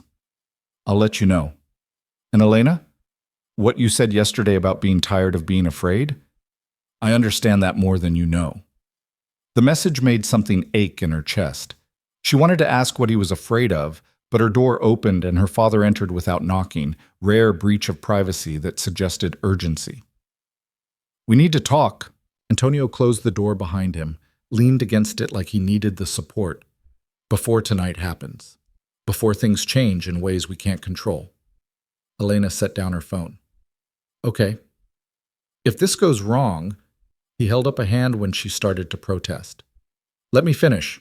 If this goes wrong, if the Constantines have better intelligence than we think, if Gavin somehow tipped them off, things could get complicated very fast. I need to know you'll stay here. Stay protected, no matter what you hear or what you think is happening." "Dad, I need your word, Elena." His voice carried the weight of a man facing mortality. "Promise me that no matter what happens tonight, you'll stay in this house. Let Marco and the security team do their jobs. Don't try to be heroic. Don't try to help. Just stay safe." Elena studied her father's face, seeing the fear underneath his control. "You think it might go wrong?" "I think we're moving against people who've survived this long by being unpredictable and vicious." Antonio moved to sit beside her. I think we've planned for every contingency we can imagine, but the ones that kill you are the contingencies you don't see coming. And I think, his voice cracked slightly, I think if something happens to me tonight, I need to know you'll be okay, that you'll survive, that maybe you'll finally take that escape route to Boston and build a life that doesn't include any of this darkness. Nothing's going to happen to you, but Elena's throat tightened. You don't know that, neither do I. He took her hand. So I need to say this now while I can. I'm sorry for building a world where you had to choose between ignorance and complicity, for not teaching you how to protect yourself because I was too busy trying to protect you, for making you feel like a prisoner in your own life. Dad, let me finish. Antonio's grip tightened. You're stronger than I gave you credit for, braver, smarter. Everything you've done the last 2 days, the intelligence work, facing Gavin, making impossible choices, you've handled it better than most of my soldiers would have. I'm proud of you, and I'm sorry it took a crisis for me to see you clearly. Elena pulled her father into a hug, feeling him shake slightly against her. Come back safe tonight. Then we'll talk about everything else. About my role, about training, about building something better than what you had to build. If I come back, he kissed the top of her head. If we all come back. But if we don't, if this is the last conversation we have, know that I love you. More than the empire. More than the power. More than any of it. You're the only thing I've ever done that mattered. He left before she could respond, closing the door quietly behind him. Elena sat frozen, her father's words echoing in her head, the fear underneath them, the possibility that tonight might be the last time she saw him alive. At 8 o'clock, the house went quiet. That sudden absence of sound that meant everyone had moved into position, vehicles had departed, the machinery of violence had deployed toward its target. Marco appeared at her door with 2 other guards, both large, both armed, both wearing expressions that suggested they'd kill anyone who tried to reach her. Miss Caruso. Marco's voice stayed professional. We're securing this wing. No one in or out until we get all clear from Mr. Valenti. You need anything, you ask us. You don't leave this room. Understood? Understood. Elena's pulse hammered. They've left? They're on their way to the warehouse? They're in position, waiting for Gavin to arrive. Marco checked his watch. Another 90 minutes until the meet. Then we'll know what we're dealing with. Will you tell me? When it's over? Will someone tell me what happened? Marco's expression softened slightly. Mr. Valenti gave strict instructions. The moment it's done, someone contacts you. No matter the outcome. You'll know. He positioned himself outside her door. The other 2 guards took positions at either end of the hallway. Elena was locked in, protected or imprisoned, depending on perspective. She tried to read, couldn't focus, tried to watch something mindless on her laptop, couldn't process it. Ended up just sitting by the window, staring out at the city lights, imagining the warehouse in Pilsen where men were preparing to kill each other. At 9:45, her phone buzzed. Nico. Gavin just arrived. He's alone. Meeting with Dmitry Konstantin now. So far, everything's tracking according to plan. Elena typed back. Be careful, please, always, sit tight. This will be over soon. The minutes crawled. Elena watched the clock tick toward 10. Imagined Gavin walking into that warehouse, confident in his betrayal. Imagined the moment he realized the trap, the moment everything fell apart. At 10:15, nothing. Silence from Marco in the hallway. No updates from Nico. Just quiet and the sound of her own breathing. 10:30. Still nothing. Elena's hands started shaking. This was taking too long. The meeting was supposed to be simple. Exchange intelligence, record the confession, move in. Why was it taking so long? At 10:45, she heard it. Distant sound that might have been nothing or might have been gunfire. Hard to tell through walls and distance. But Marco's radio crackled to life, and she caught fragments of urgent voices. Shots fired. Multiple hostiles. Valenti's pinned. Elena lunged for her door, but Marco blocked it before she could get it open. Miss Caruso, stay inside. What's happening? I heard shots. Is Nico... Situation's fluid. We don't have clear intel yet. Marco's face had gone hard. Professional. You need to stay here. Stay protected. That's the order. I don't care about orders. Tell me what's happening. We don't know yet. But his jaw clenched. Communications breaking up. Multiple teams engaged. That's all I've got. Elena shoved past him into the hallway. Then I'm going down to the war room. I can monitor communications from there. I'm not sitting in my bedroom while people are dying. Miss Caruso, you can either escort me or try to stop me, but I'm going. She started for the stairs. Your choice, Marco.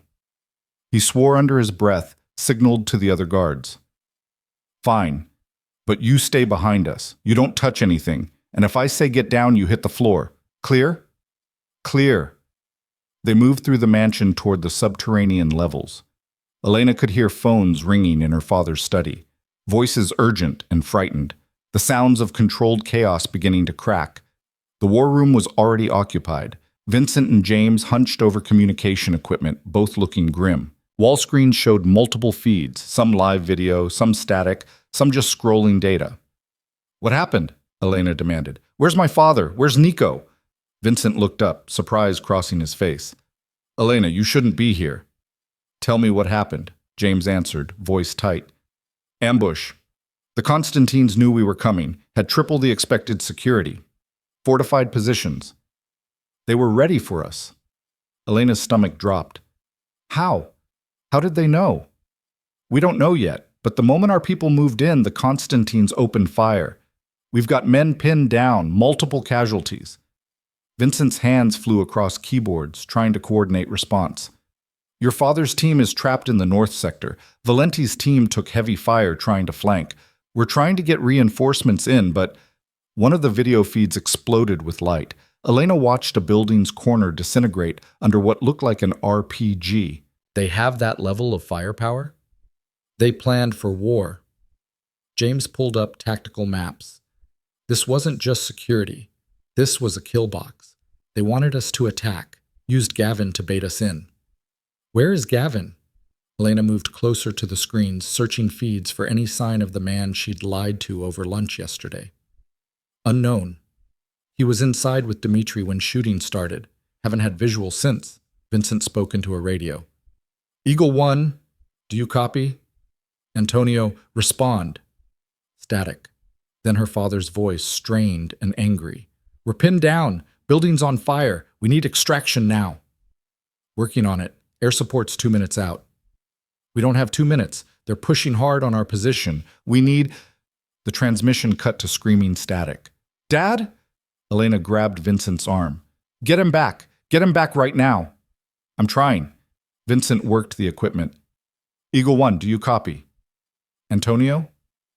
Nothing. Just static and the distant sound of gunfire through the audio feed. Elena felt the room tilt. This was wrong. All of it.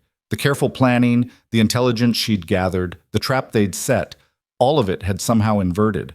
They'd walked into exactly what they'd planned for the Constantines.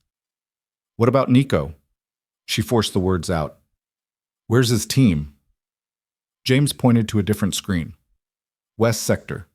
They were trying to circle around, hit the Constantines from behind, but they got cut off. Last check-in was 3 minutes ago.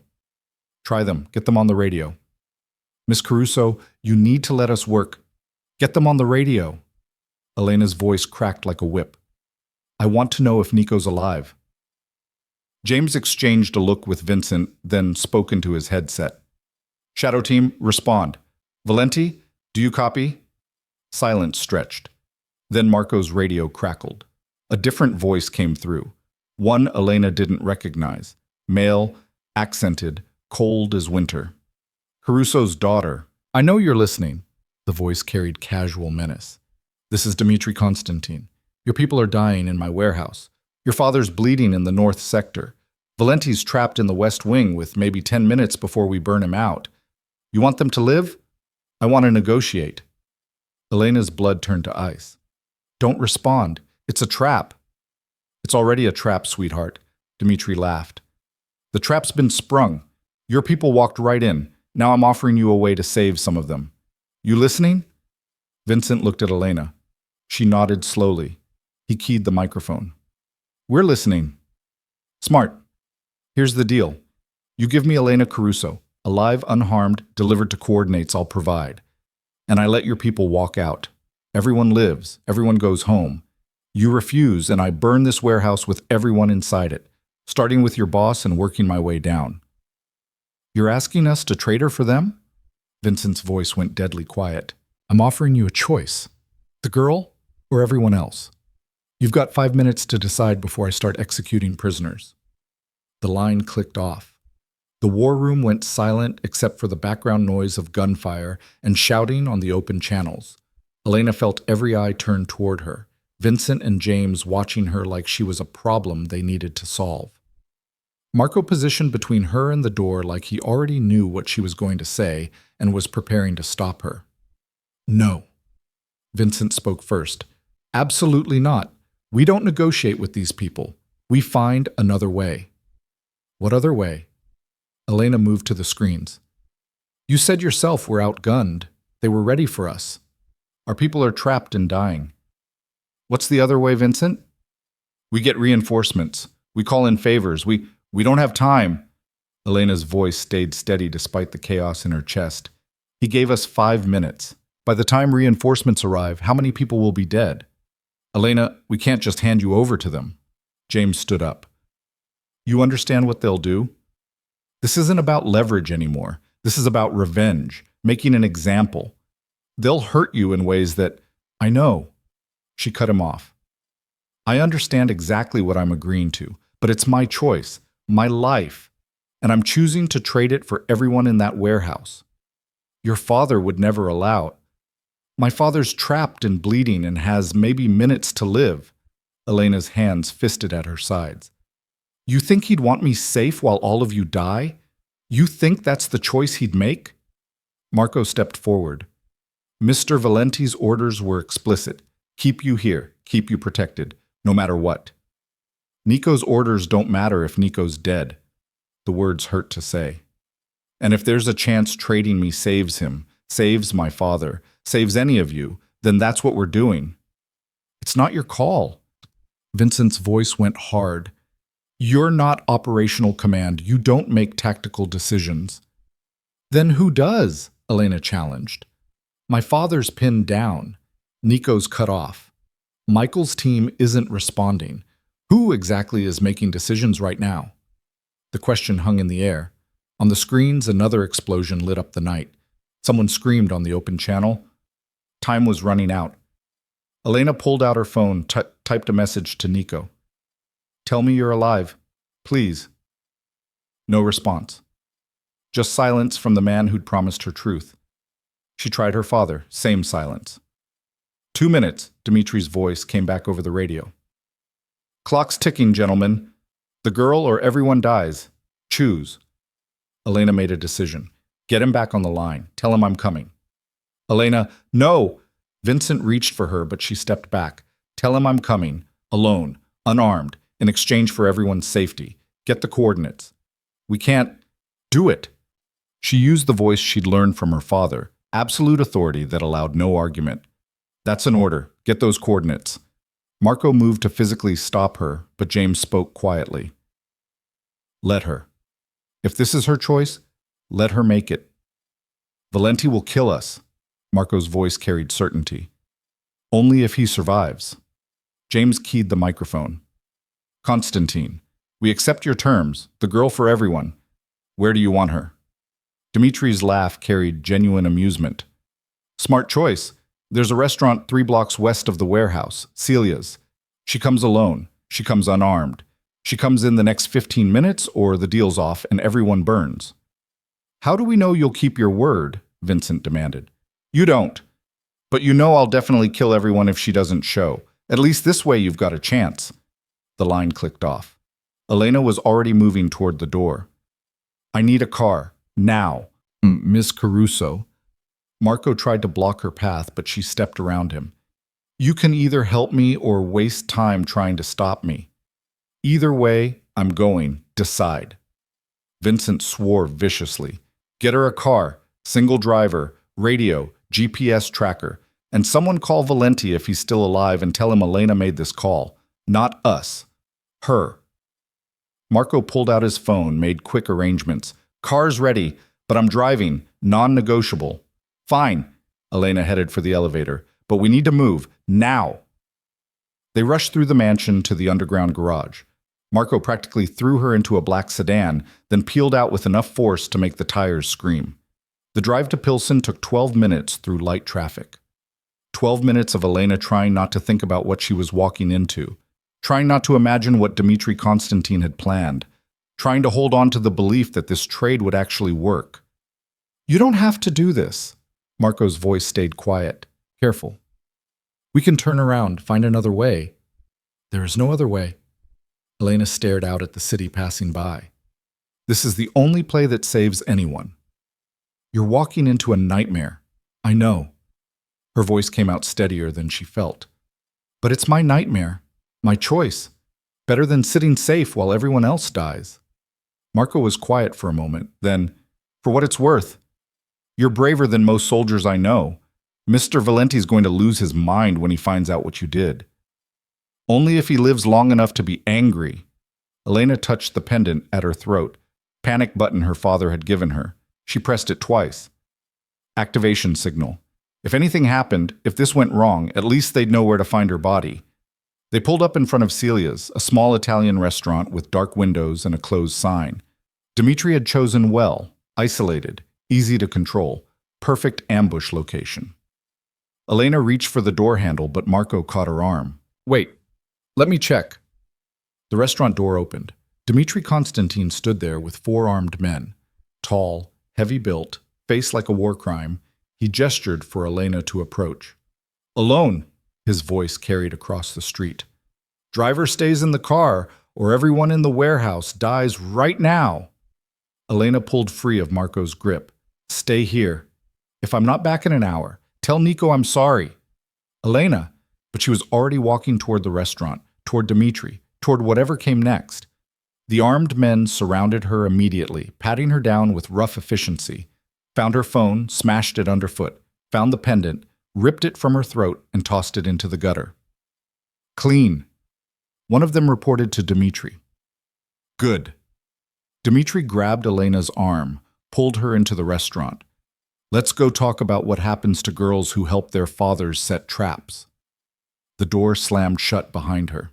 Through the window, she saw Marco start to get out of the car, but stop when one of Dmitry's men pointed a rifle at him.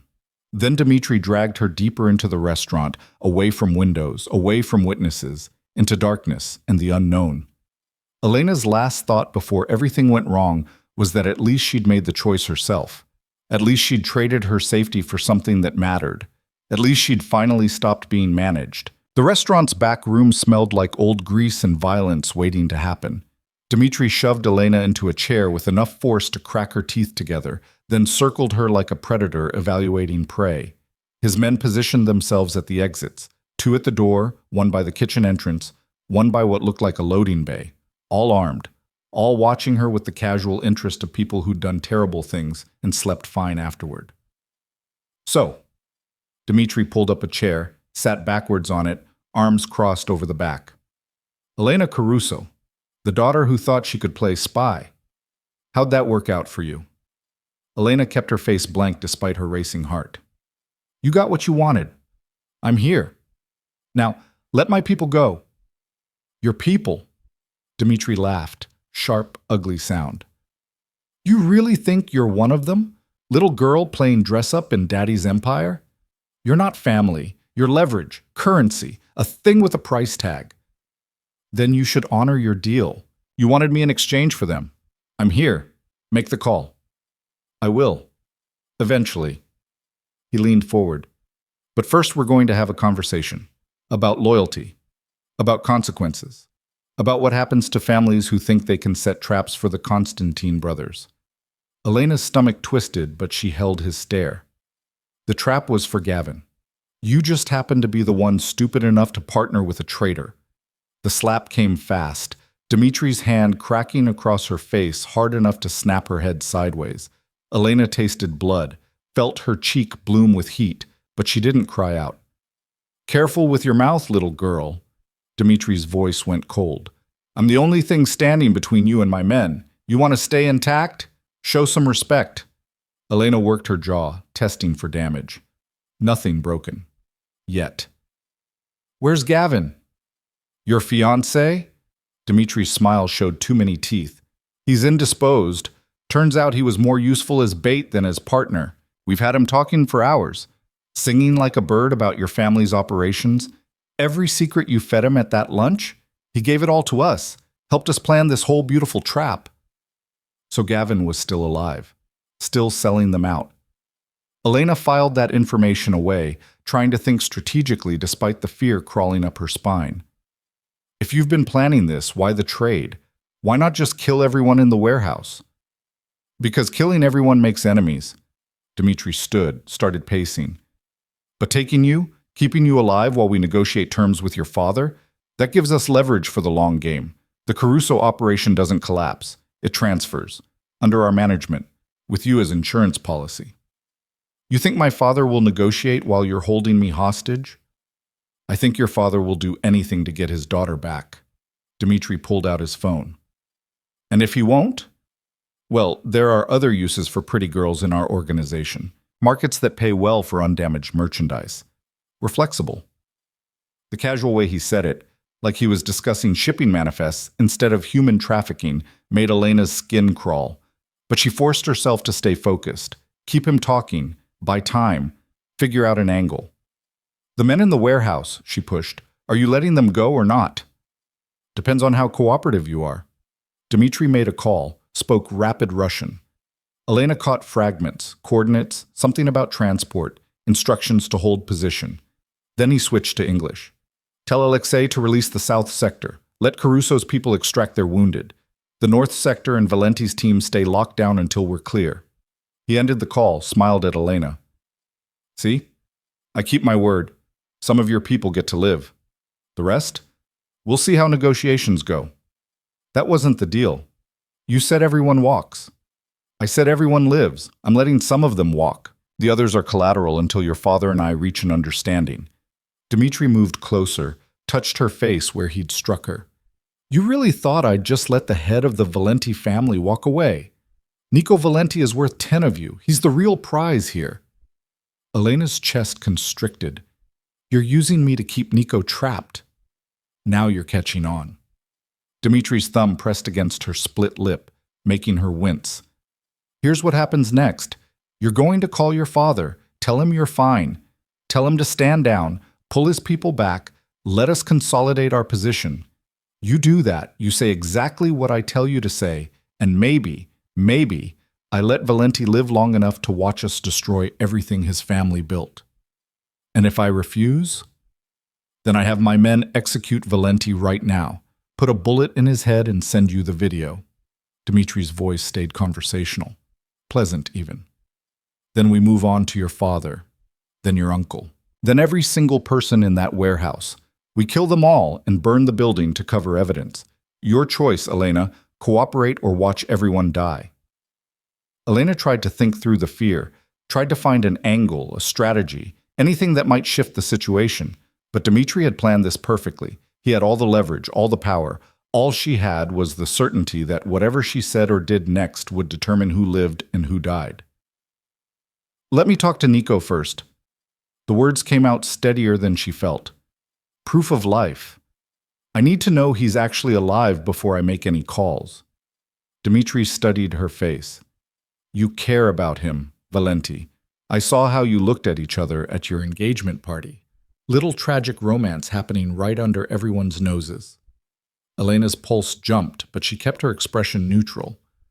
I want proof he's alive. That's standard negotiation protocol. You should understand that. Smart girl. Dimitri made another call. More Russian. Then he put the phone on speaker. Static. Gunfire in the background. Then Nico's voice, strained and rough. Yeah. I have something of yours. Dimitri smiled at Elena. Want to say hello? Nico? Elena leaned toward the phone. Are you hurt? Silence. Then, Elena, what the hell are you doing? Where are you? I'm fine. I'm at Celia's restaurant. I made a trade. Myself for everyone in the warehouse. Dimitri said he'd let people go if you made a trade. Nico's voice went dead calm, the kind of calm that came before violence. You traded yourself to the Constantines. I didn't have a choice. You were trapped. Dad was bleeding. Vincent said, I don't care what Vincent said. I gave explicit orders. You were supposed to stay protected, stay in the mansion, stay away from operational situations exactly like this one. People were dying. Elena's voice cracked. You were pinned down. The warehouse was on fire. What was I supposed to do? Just sit there while everyone… Yes, Nico cut her off. That's exactly what you were supposed to do. Because now instead of one tactical problem, we've got a hostage situation with you as the primary target. You understand what you've done? You've given them exactly the leverage they needed. Dmitri laughed. Listen to him, so angry, so afraid for you. This is going to be easier than I thought.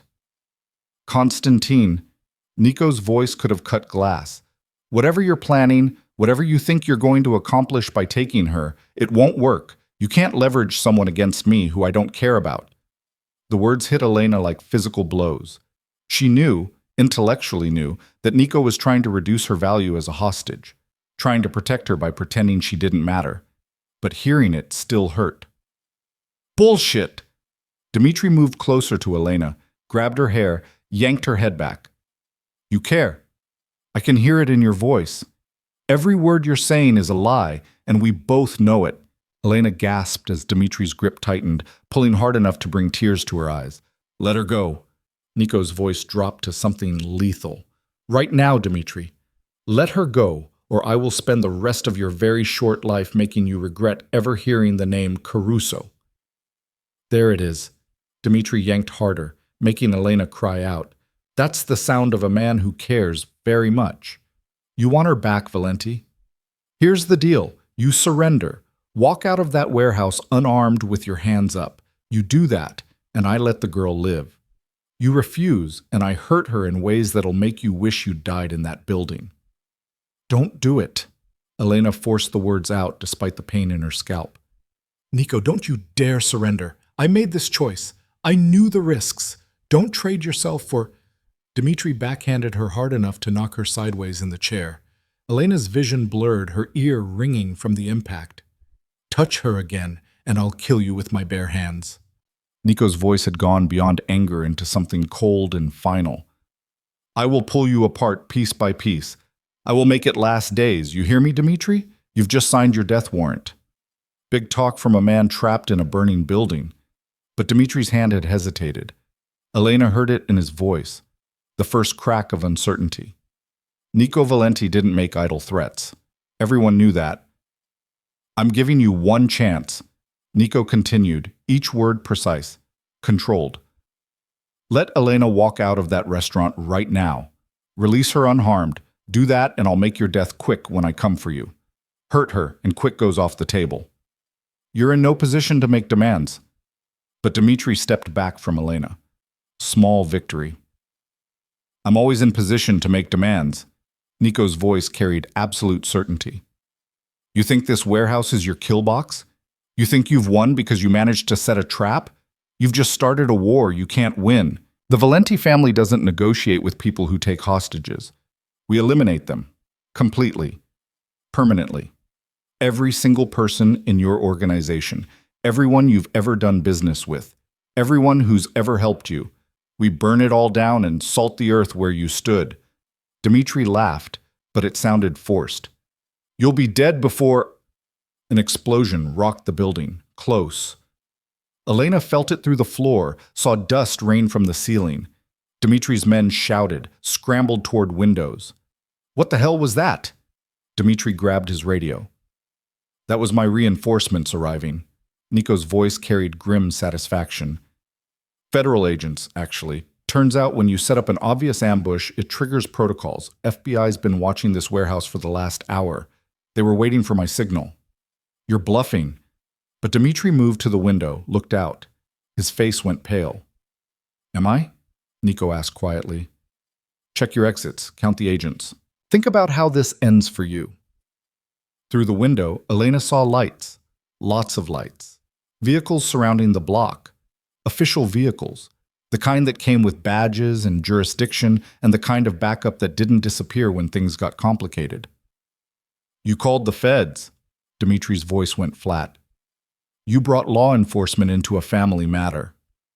I brought appropriate response to a hostage situation. Nico's tone stayed level. You made this about Elena. That changed everything. Made it personal instead of business. And I don't do business when it's personal. Dimitri's radio crackled. Voices shouting in Russian and English. Something about federal agents, about being surrounded, about needing extraction that wasn't coming. Your men in the warehouse are being taken into custody right now, Nico continued.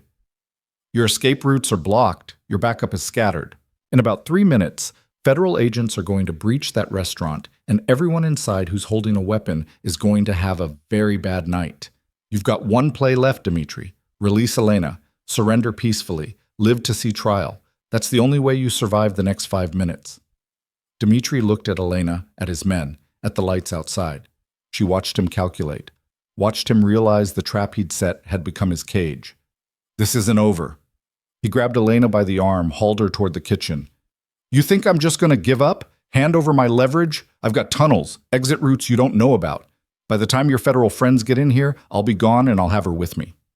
He dragged Elena through the kitchen toward what looked like a basement access. His men followed, weapons ready, fear starting to show through their professional composure. The basement was concrete in shadows and the smell of old beer. Dimitri pulled Elena toward the far wall where a heavy door stood partially hidden behind stacked crates. Move those, he barked at his men. Get that door open. We're going underground. Elena realized with sinking horror that he was serious. Tunnels. Escape routes. The Constantines had planned for this contingency. And if Dimitri got her into those tunnels, the FBI wouldn't find them in time. She had to do something. Had to act. Couldn't just let herself be dragged into darkness. When Dimitri's grip loosened slightly as he watched his men work on the door, Elena made her move. She dropped her full weight suddenly, wrenching herself sideways and down. The unexpected motion broke his hold just enough for her to twist free. She ran. Not toward the stairs, that was blocked by Dimitri's men. Toward the deeper basement. Toward shadows and the slim hope of finding another exit. Get her! Dimitri's roar echoed off concrete walls. Elena crashed through the darkness, hands outstretched, searching for walls or doors or anything that might provide cover. Behind her, heavy footsteps and shouting in Russian. Someone fired a weapon, deafening in the enclosed space, the bullet sparking off concrete somewhere too close. She found stairs. Narrow, metal, leading up. She took them 3 at a time, lungs burning, terror driving her forward. The stairs ended at a heavy door, locked. Elena slammed her shoulder against it, but it didn't budge. She looked back, saw flashlight beams cutting through darkness, heard Dimitri's men getting closer. She was trapped. No exit, no weapon, no way out. Then the door exploded inward. Not from her side, from the other side. Federal agents in tactical gear poured through, weapons raised, shouting commands. Down! Get down! Hands where we can see them! Elena dropped to the floor, hands over her head, making herself as small as possible while the agents flooded past her toward Dimitri's men. Gunfire erupted. Brief, intense, then silence broken only by shouting. Someone grabbed Elena's arm. She flinched, but the grip was gentle, professional. Ma'am, are you Elena Caruso? She looked up into the face of a woman in FBI tactical gear. Yes. You're safe now. Come with me. Let's get you out of here.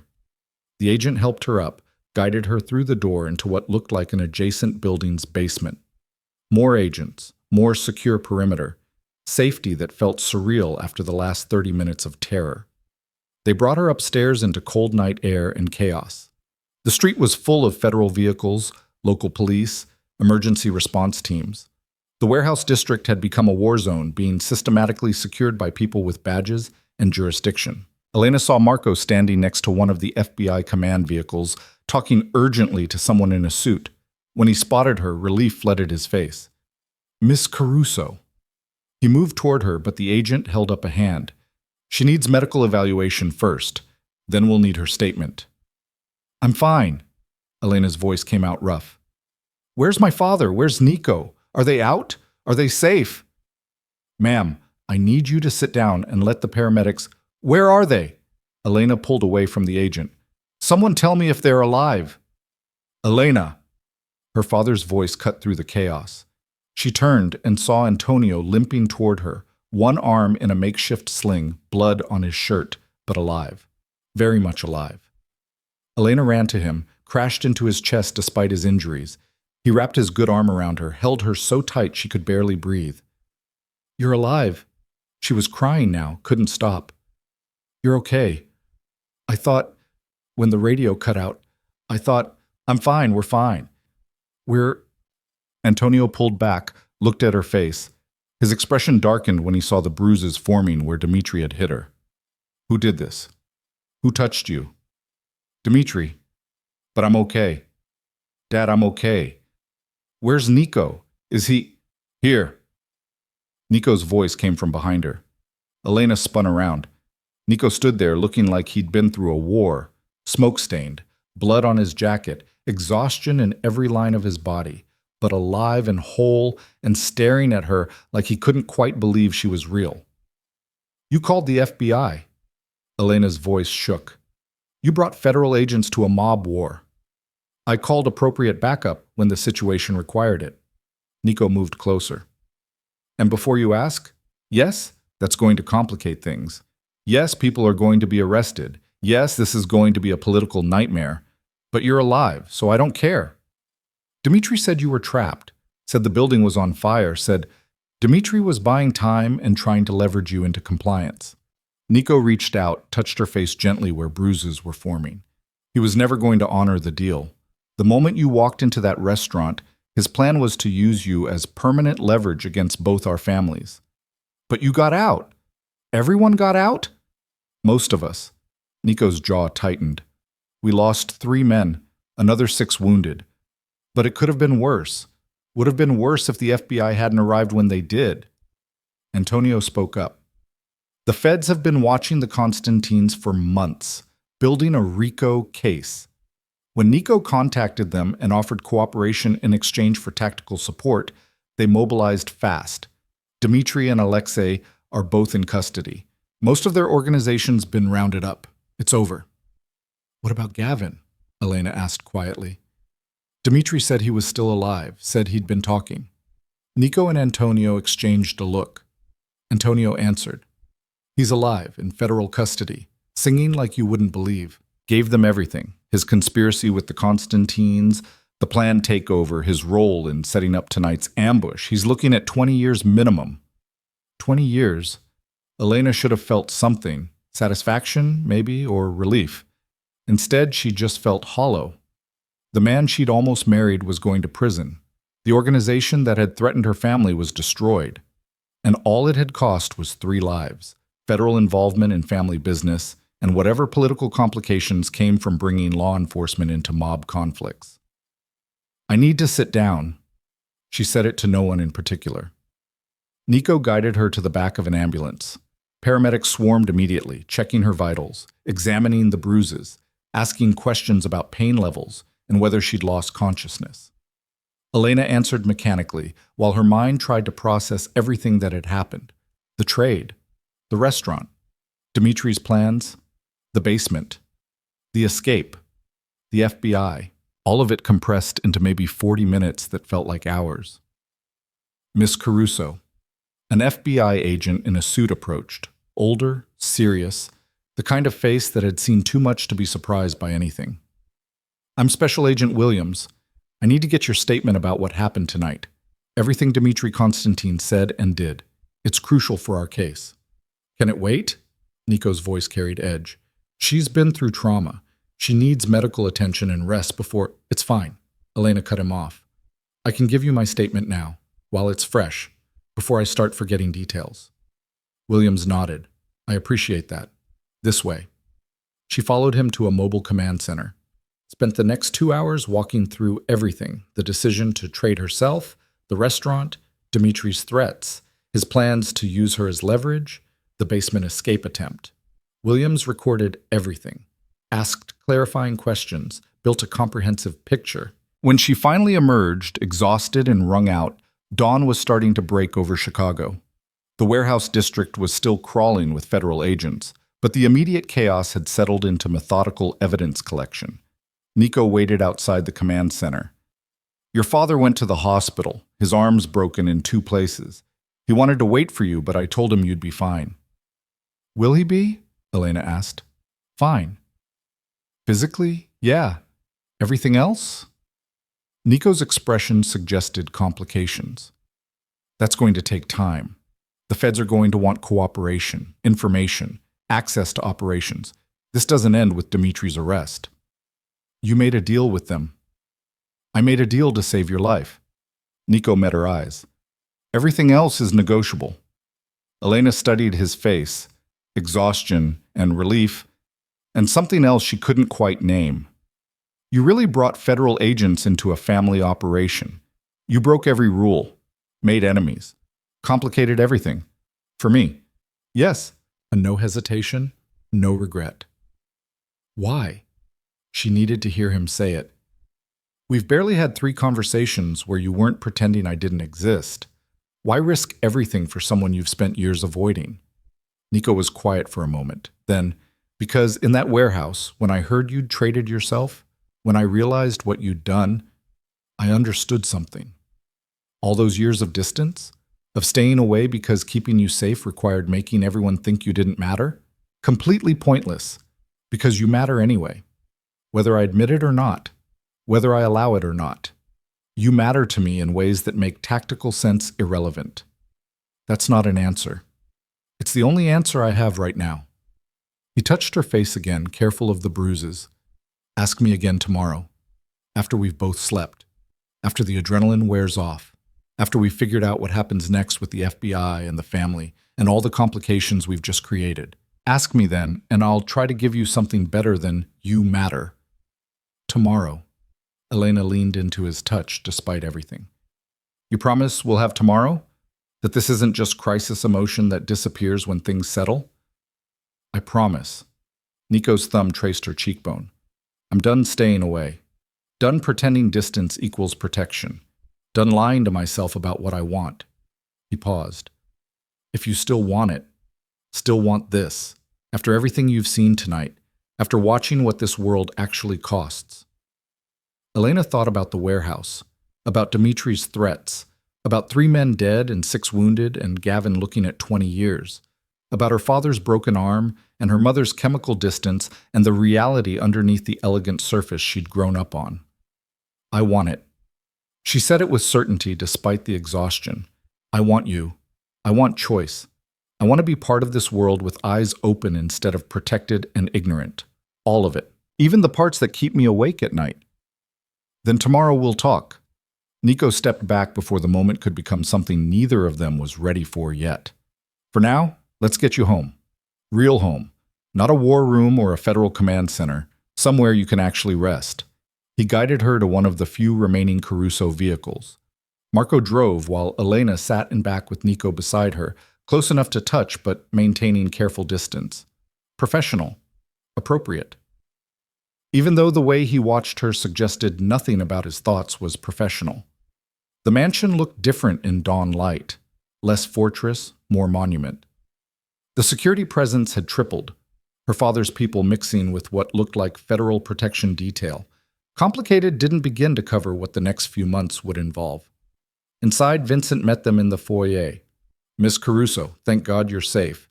Your father called from the hospital. He'll be back this afternoon. In the meantime, he wanted me to make sure you had everything you needed. I need sleep. Elena's voice came out flat. About 12 hours of uninterrupted sleep. Then coffee. Then maybe I'll be ready to deal with consequences. Understandable. Vincent nodded. Marco will be posted outside your room. Additional security on the floor. You're completely protected. Thank you. Elena started toward the stairs but stopped, looked back at Nico. You'll still be here? When I wake up? Where else would I be? He smiled slightly. We've got complications to navigate, deals to structure, a future to figure out. I'm not going anywhere. She nodded, climbed the stairs on legs that felt like they might give out any second. Marco followed at a respectful distance. True to his word, he positioned himself outside her door when she finally reached her room. Inside, Elena stripped off clothes that smelled like fear and gun smoke, showered until the water ran cold, and her skin hurt from scrubbing. put on soft pajamas, and crawled into bed just as the sun fully cleared the horizon. She was asleep before her head fully settled on the pillow, and dreamed of basements and Dimitri's hands and Nico's voice promising violence in her defense. When she woke 12 hours later to afternoon light, she found her father sitting in the chair by her window, arm in a proper cast now, cleaned up, looking older but present. "Dad," her voice came out scratchy. "You're supposed to be resting." "So are you." He smiled slightly. "We're both terrible at following medical advice." Elena sat up, accepted the water glass he offered. "How bad is it? The damage? The complications?" "Honestly, could be worse." Antonio settled back in the chair. "The FBI is being surprisingly reasonable. They got Dimitri, Alexei, and about 30 members of their organization. They're treating it as a win against organized crime. Our cooperation is buying us goodwill. For now." "For now," Elena echoed. "What happens when now ends?" "We negotiate. We find balance. We adapt to a world where law enforcement has more visibility into operations than we'd prefer." Her father's expression turned serious. "But we survive. That's what we do. We survive and we evolve." "And Gavin?" 25 years minimum. Federal prosecutors are piling on charges: conspiracy, attempted murder, racketeering. He'll die in prison. Antonio's voice carried no satisfaction, just finality. He made his choices. Now he lives with consequences. Elena nodded slowly. "I'm sorry for trading myself, for not following orders, for complicating everything." "Don't apologize for being brave." Her father reached out with his good hand, squeezed hers. "You saved lives last night. My life, Nico's, dozens of our people. Yes, you took a massive risk. Yes, you scared me half to death. But you also proved something I should have known years ago." "What's that?" "That you're not fragile, not decoration, not someone who needs to be locked away and protected from reality." Antonio's eyes shone. "You're a Caruso, which means when things get impossible, you don't break, you fight. And last night you fought harder and smarter than most of my soldiers. I'm proud of you." The words broke something open in Elena's chest. She pulled her father into a careful hug, mindful of his injuries, and let herself cry for the first time since before the restaurant. They sat together while the afternoon faded toward evening. And for the first time in years, Elena felt like she actually belonged in the world her father had built. 3 months passed like water finding new channels after a dam break, slow reshaping of landscape into something unrecognizable from what came before. The Caruso mansion settled into a rhythm that balanced old power structures with new realities. Federal oversight became background noise. The FBI got their convictions. Dimitri and Alexei Konstantin each received life sentences. Gavin got 28 years, and a dozen associates went down with them. In exchange, Antonio's organization gained something unprecedented: legitimacy through cooperation without surrendering autonomy. Elena watched it all unfold from a position she'd never expected to occupy. Seated at the conference room table during strategy sessions, her input requested rather than her presence tolerated. Her father kept his promise about training. Vincent taught her to read financial statements that hid illegal operations in legitimate business structures. James walked her through logistics and supply chain management. Her uncle Michael, surprisingly, showed her the enforcement side, not the violence itself, but the strategic thinking that prevented violence from becoming necessary. And Nico. Nico taught her everything else. They'd started carefully. Conversations over coffee in the mansion's library, walks through the grounds, with Marco maintaining discreet distance, long phone calls late at night when neither could sleep and the weight of their respective empires felt crushing. He showed her his world piece by piece, not just the violence and power plays, but the complexity underneath. The neighborhood programs the Valenti organization funded, the families they protected, the delicate balance between being feared and being respected. "You can't just be strong," he'd told her one night while they stood on the mansion's terrace watching the city lights. "Strength without purpose becomes tyranny. People need to believe you'll use power to protect them, not just to control them. That's the difference between an empire that lasts and one that crumbles the moment you show weakness." Elena had studied his profile in the darkness. "Is that what you do?" Protect people? I try to.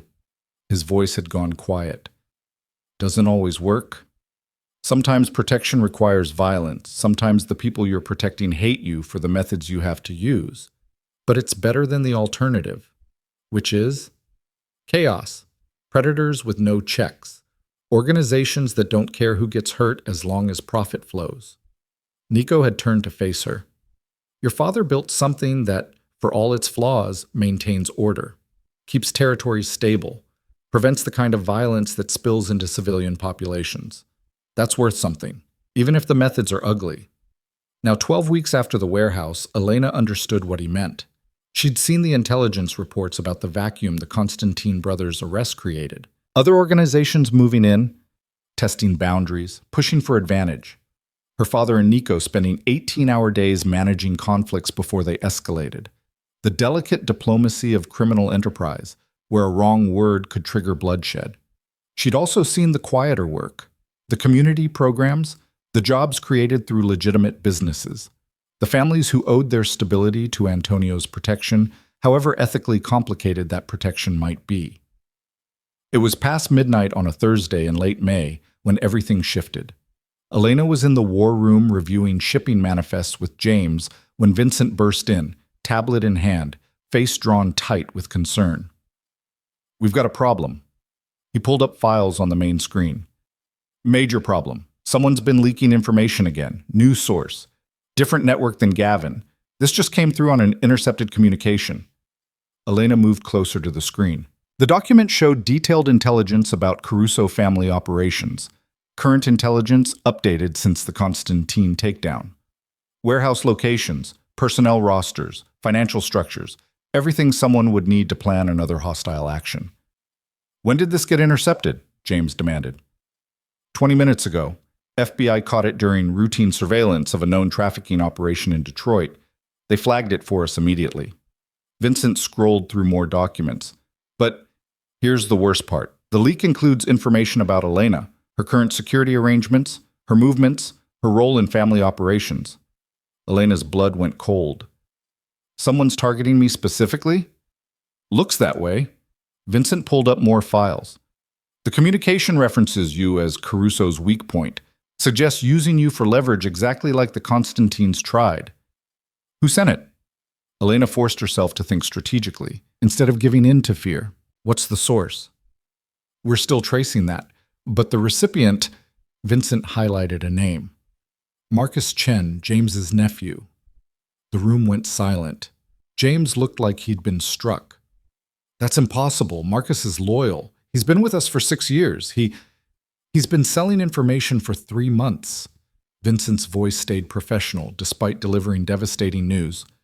FBI's been watching him as part of their ongoing investigation. They didn't tell us because they wanted to see where it led. Now it's led here. James sat down heavily. My nephew, my sister's son. I vouched for him, brought him into the organization, trained him myself. Where is he now? Elena asked. Unknown. He went dark 2 hours ago. Didn't show up for his shift, not answering calls. We've got people looking, but... Vincent pulled up security footage. This is from his apartment 40 minutes ago. The video showed a young man Elena vaguely recognized. Late 20s, efficient movements, packing a bag with practiced speed. He looked scared, desperate, like someone who knew he'd been compromised and was running out of time. He knows we know. James's voice came out hollow. He's running. Running where? Elena studied the footage. What's his escape plan? Where would he go? We're tracking his known associates, possible safe houses, transportation options. Vincent worked his tablet. But if he's smart, he's already gone to ground somewhere we won't think to look. Elena's phone buzzed. Nico calling. She answered. You've heard? Vincent sent me the files. I'm 15 minutes away. Don't do anything until I get there. His voice carried urgency. Elena, if Marcus is desperate enough to run, he's desperate enough to try using you as bargaining chip with whoever he's been selling to. I want additional security on you immediately. Marco, and a full detail. No arguments. Already done. Elena looked at the door where Marco had appeared with 3 additional guards. But Nico, we need to find him fast. If he disappears into wind, we'll never know who he was working with or what they're planning. I know. I'm bringing resources, contacts, everything we've got. He paused. How are you holding up? I'm fine. Just tired of being someone's leverage plan. She kept her voice steady despite the fear crawling up her spine. Find him, before whoever he's working with decides to act on the intelligence he's provided. She ended the call and turned to James. Your nephew. What matters to him? What would he protect even if it meant exposing himself? James looked broken. I don't know anymore. I thought I knew him. Thought he believed in what we were building. Obviously, I was wrong about everything. No. Elena moved to sit beside him. Not everything. People don't betray organizations they've been part of for 6 years without reason. Something changed. Something pushed him. What happened 3 months ago that might have made him desperate enough to sell out? James thought for a moment. Then his face went pale. His sister. She was diagnosed with stage 4 cancer in February. Experimental treatments. Not covered by insurance. Costs running into hundreds of thousands. And he came to you for help? Vincent asked. No. James shook his head. That's the thing. He never asked, never mentioned it. I only found out last week when his mother called me. I was planning to talk to him about it, offer family support, but I got busy with the Constantine fallout and he broke off. I never had the conversation. Elena's mind raced. So, 3 months ago, his sister gets a terminal diagnosis, needs expensive treatment. He doesn't ask family for help because maybe he's proud, maybe he's scared of seeming weak, maybe he just doesn't know how to ask.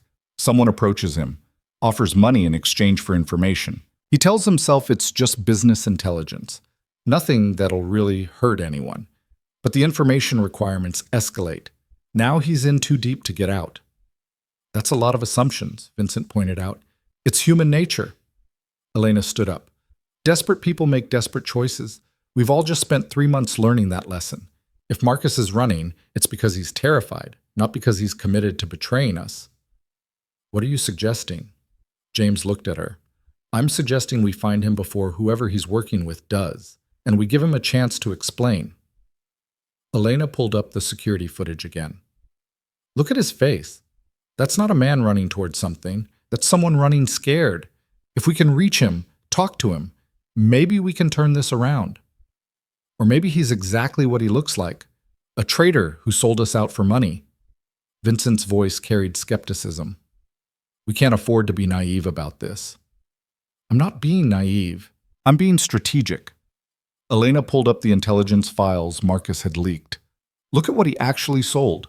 Operational details, financial structures, security arrangements. It's all valuable information, but notice what's missing? She highlighted gaps in the data. No information about our federal cooperation. Nothing about FBI agreements or protected sources. No intelligence about ongoing investigations. If Marcus was fully committed to betraying us, he would have sold everything, but he held back the information that would have actually destroyed us. That suggests conflict, reluctance, someone who's trapped rather than committed. The room was quiet. Then Nico's voice came from the doorway. She's right. Everyone turned. Nico stood there with 2 of his own people, looking like he'd driven at illegal speeds to get here. He moved to the screen, studied the files with practiced efficiency. This intelligence package is incomplete, deliberately so. He pointed to specific gaps. Marcus gave them enough to look cooperative, but not enough to actually compromise core operations. That's the profile of someone buying time or looking for an exit strategy. So we find him. Antonio entered behind Nico, arms still in a cast but moving with purpose. We find him before his buyers do. We figure out what he needs, and we make a better offer. With respect, Antonio, that's a huge risk, Vincent protested. If he's turned, bringing him back in gives him access to everything again. And if he hasn't turned, if he's just desperate and scared and trying to save his sister, then abandoning him guarantees he becomes an actual enemy. Antonio's voice carried authority. I've built this organization on loyalty. That means loyalty runs both ways. We take care of our people, even when they make mistakes. Elena felt something warm settle in her chest. This was the version of her father's empire worth protecting. Not the violence or the control, but the principle underneath, taking care of people, maintaining loyalty, solving problems with strategy instead of just elimination. I have an idea where he might be, James spoke quietly. There's a cabin, up in Wisconsin. Belonged to my sister before she got sick. Remote. Off the grid. Marcus loved that place when he was a kid. If he's running scared and wants somewhere to think, he might go there. How long to get there? Nico asked. 3 hours, maybe less at this time of night. Then we go now. Elena said it before she could second guess herself. Small team, non-threatening. We find him, we talk to him, we bring him home. Absolutely not. Antonio and Nico spoke simultaneously. Elena turned to face them. Absolutely yes. Marcus leaked information about me specifically, made me part of this situation. I have a right to be part of the solution. Plus, she looked at James. He knows you, trusts you, presumably, despite selling information. He doesn't know Nico, doesn't trust random soldiers. But me? I'm family, not enforcement, not a threat, just someone who wants to talk. That might be enough to get him to listen instead of run. She makes a valid point, James said reluctantly. Marcus always responded better to family than to authority. If we send soldiers, he'll see it as a hit squad. If Elena comes, it signals we want to talk, not punish. It also puts her in danger. Nico's voice went hard. If Marcus panics, if he's armed, if whoever he's working with has people watching him, then I'll have you and Marco and whoever else comes along to keep me safe. Elena cut him off. I'm not suggesting I go alone. I'm suggesting I be part of the team that goes. There's a difference. Nico looked at Antonio. Some silent communication passed between them. Finally, her father nodded. Full security detail. Nico and Marco. 2 additional teams for perimeter. And Elena, his voice went stern. You stay behind protection at all times. You don't approach Marcus directly. You're there to talk, but only from a position of safety. Agreed? Agreed. Elena grabbed her jacket. Let's move before he decides Wisconsin isn't far enough. They took 3 vehicles. Nico drove the lead car with Elena and Marco. James followed in the second with 2 security personnel. The third car held backup team and tactical equipment nobody wanted to use, but everyone knew might be necessary.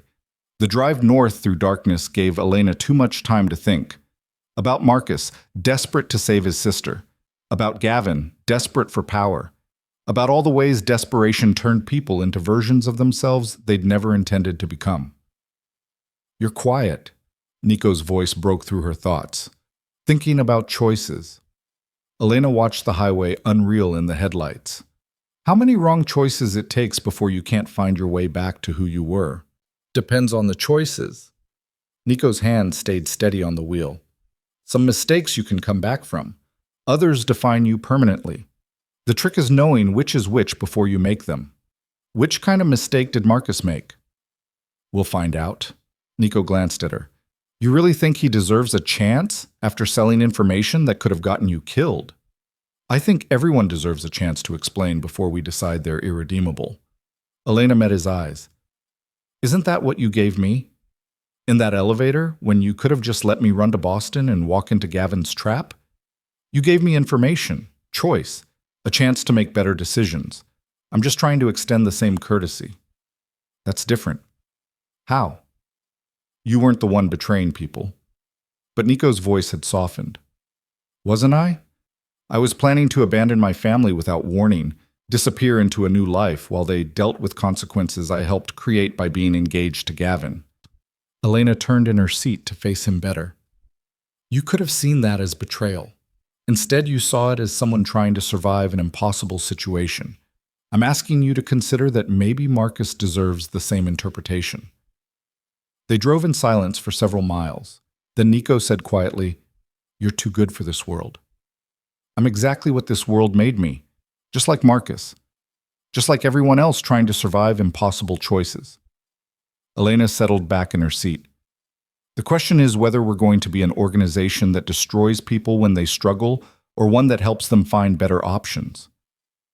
The cabin appeared just after 2 a.m., small structure set back in the woods, single light burning in a window. Marcus's car sat in the gravel driveway. He was here. And either he felt safe enough to turn on lights, or desperate enough not to care about being found. Nico killed the headlights a quarter-mile back. The team deployed with practiced silence. Perimeter security established positions. Marco moved ahead to scout approaches. Everything professional, efficient, designed to minimize risk while maximizing control. James and Nico approached the cabin's front door with Elena between them, Marco and two others flanking. The message was clear. We're here to talk, but we're not here unarmed. James knocked. Marcus, it's your uncle. I know you're in there. I know you're scared. I need you to open the door so we can talk about this. Silence. Then movement inside. The door opened a crack. Marcus stood there looking exactly like his security footage. Scared, exhausted, holding a gun with shaking hands. Uncle James? His voice cracked. You shouldn't have come. You don't understand what I've gotten into, what they'll do if... We know what you've done. James kept his voice gentle. We know about the leaks, about the intelligence you've been selling. We know all of it, Marcus. That's why we're here, to help, not to hurt. You can't help. Marcus's gun hand trembled worse. They'll kill Sarah, my sister. They said if I don't deliver more intelligence, if I try to back out, they'll make sure she doesn't get treatment. He broke off. I didn't have a choice. I didn't know what else to do.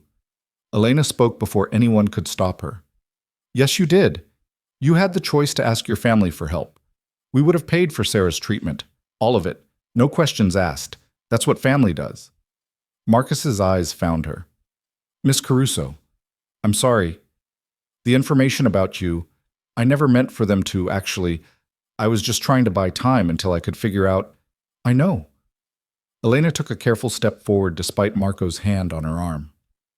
I know you're scared. I know you made choices you're not proud of because you were desperate to save someone you love. I understand that better than you might think. But Marcus, pointing a gun at your uncle isn't going to solve this. Whoever you're working with, whatever threats they've made, we can handle it. Together. As a family. But only if you put down the weapon and talk to us. They'll kill her. Marcus's face crumpled. You don't understand who these people are. What they're capable of. We understand exactly who they are. Nico's voice carried absolute certainty. Because we've spent 3 months dismantling organizations just like them. The Constantines thought they could threaten the Caruso family. Use Elena as leverage. You know what happened to them? Marcus shook his head. Life sentences. Their entire operation destroyed. Everyone who worked with them either dead or in prison. Nico moved slowly forward. We did that in one night. So whoever you're working with, whoever's threatened your sister, they're not as powerful as they think. They're just people who made the mistake of moving against us. Give us names. Give us locations. Give us everything you have. We'll make sure Sarah gets treatment and your employers understand what happens when they threaten Caruso family members. That easy? Marcus's laugh came out broken. I just confess everything and you fix it? It won't be easy. Antonio's voice came from behind them. Elena turned to see her father approaching, cast and all, flanked by 2 more security personnel. You betrayed us, Marcus. Sold information that could have gotten people killed. There are consequences for that. But consequences don't have to mean destruction. They can mean restitution, making things right, proving loyalty moving forward. How? Marcus lowered the gun slightly. How do I make this right? You tell us everything. James stepped closer to his nephew. Everyone you've dealt with, every piece of information you sold, every communication you've had, complete transparency. Then you help us dismantle the organization you've been working with. You become our inside source to take them down. And after, Marcus's voice barely whispered, after they're gone and you don't need me anymore? After you work off your debt. Antonio's tone stayed firm. You spend the next 5 years doing exactly what we tell you, when we tell you, with 0 complaints. You prove you've learned from this mistake. You demonstrate loyalty worth maintaining. You do that, and eventually you're back to being trusted family. You don't, and the consequences become permanent. Marcus looked at each of them in turn. Elena saw the calculation in his eyes, the desperate hope warring with fear and shame. Finally, the gun lowered completely. Okay. He set the weapon on a nearby table. Okay, I'll tell you everything. Just please, please help Sarah. That's all I care about. Just help her. We will. James pulled his nephew into a tight hug. We'll handle Sarah's treatment, all of it. But Marcus, if you ever feel this desperate again, you come to me. You hear me? You don't sell out family. You ask family for help. That's how this works. They spent the next 3 hours in that cabin extracting every detail from Marcus. The organization he'd been selling to, a trafficking operation based in Detroit trying to expand into Chicago territory, the names of his contacts, the intelligence he'd provided, the threats they'd made. Everything laid out with the desperate thoroughness of someone who'd been carrying the weight alone too long. By the time dawn broke, they had enough to move. Nico made calls mobilizing resources.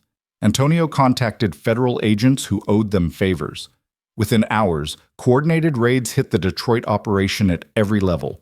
Leadership arrested, network disrupted, sources compromised. The kind of comprehensive takedown that happened when you combined criminal expertise with law enforcement legitimacy. Marcus's sister was moved to a protected medical facility by noon. Best oncologists, experimental treatments approved and funded, security detail ensuring no retaliation attempts. By evening, the threat that had pushed Marcus into betrayal had been neutralized completely. They returned to Chicago as the sun set, exhausted, wired on adrenaline and coffee, but intact. Marcus rode with James, quiet and subdued, processing the reality of consequences that involved redemption instead of execution.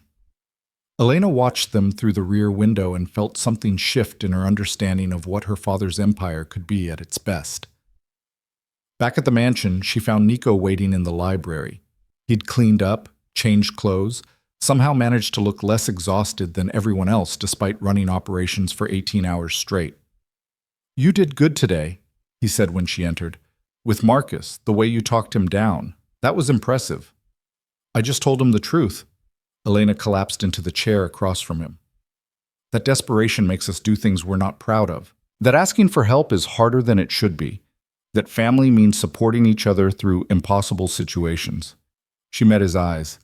"All things I've learned recently." "From me?" Nico's lips quirked slightly. "From everyone. From Dad letting me into the war room, from Vincent teaching me to read situations instead of just reacting, from watching you navigate between violence and protection." Elena leaned forward. "From understanding that this world isn't as simple as good and evil. It's people making impossible choices and trying to live with consequences. That's a very mature perspective. I've had 3 months of very accelerated education." She smiled tiredly. "So where does this leave us? We've eliminated threats, cleaned up messes, established new protocols. What happens now?" Nico was quiet for a long moment. Then he stood, moved to sit beside her instead of across, close enough to touch, close enough that she could feel the heat of him. "Now we figure out what we're building." His voice dropped lower. "Not just strategically, not just operationally, but personally, you and me. What we are to each other when we're not managing crises." "What do you want us to be?" Elena asked. "Partners?" He said it with certainty. "Equals. 2 people building something better than what we inherited. You've proven over the last 3 months that you can handle this world, that you're not someone who needs protecting from reality. You're someone who makes reality better by being part of it." "That's very diplomatic." Elena studied his face. "But it doesn't answer the actual question. Do you want me, Nico? Not as ally or asset or strategic partner, as a person, as a woman, as someone you're willing to build a life with despite all the complications?" "Yes." No hesitation.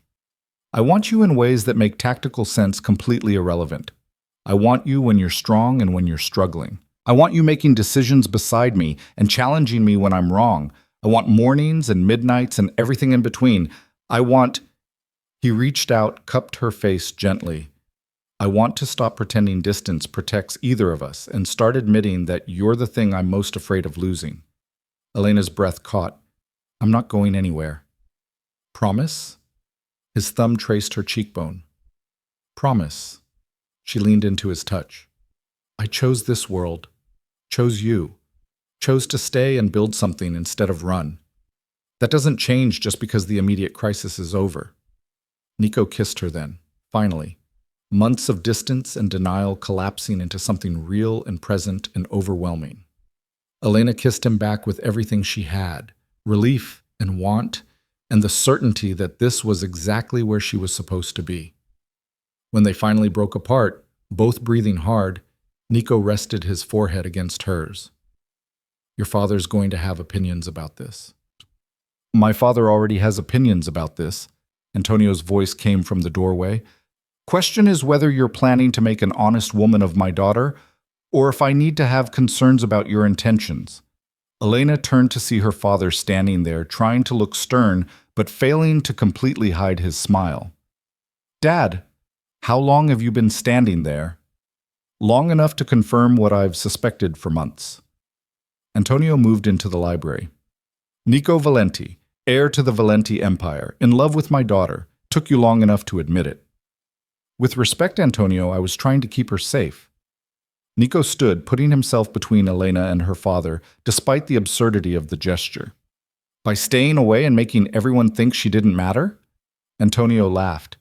That worked brilliantly, right up until she traded herself to the Constantines to save your life. You think that's the action of someone who doesn't matter to you? It's the action of someone who matters more than she should. Nico's jaw clenched, which is why we need to have a conversation about what happens next, about making this official, about asking my permission to propose? Antonio's voice carried amusement. Nico, you've been part of this family and everything but name for years. You've fought beside us, bled for us, called in federal favors to save my daughter's life. You think I'm going to object to you making it official? I think you might have opinions about timeline. Nico looked at Elena. We've only been openly together for a few hours. You've been orbiting each other for 3 years, Antonio corrected. The last 3 months just made it impossible to keep pretending. So here's my opinion, since you're asking. You want my daughter? You want to build a life with her? You better be planning to treat her as an equal partner in everything, not just personally, but professionally. She's earned a real seat at the table, a real voice in decision-making, a real role in operations. You give her that, respect that, support that, and I'll give you my blessing. You try to turn her into decoration or leverage or anything less than she's proven herself to be, and we'll have problems. Nico looked at Elena. What do you want? I want what you offered. Elena stood, moved to stand beside him.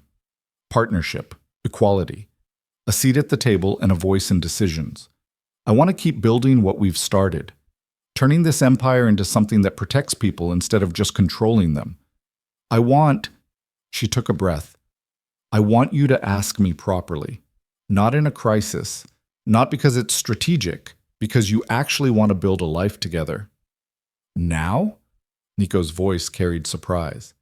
Now seems perfect, actually. Elena smiled. We've survived impossible situations, proved we work well together, established that we want the same things. Why wait? Nico looked at Antonio. You're really okay with this, right now, after everything that's happened? Son, I'm dying to see you try to propose without a ring, without planning, in my library with me as witness. Antonio's smile turned genuine. So please, proceed. This should be entertaining. Nico laughed. Real, surprised sound that Elena had never heard from him before. Then he turned to her, took both her hands, and met her eyes with absolute certainty. Elena Caruso. 3 years ago I saw you at a family dinner and realized you were dangerous in ways that had nothing to do with violence or power. You were dangerous because you made me want things I'd trained myself not to need. Connection, partnership, someone who saw past the reputation to the person underneath. I've spent 3 years trying to protect you by staying away. The last 3 months proving that protecting you means standing beside you instead. You're brave and brilliant and strategic in ways that constantly surprise me. You challenge me to be better, make me want to build something worth the trouble we're going to face. So here's my question, without ring or planning or anything except honest intention. Will you marry me? Will you be my partner in everything?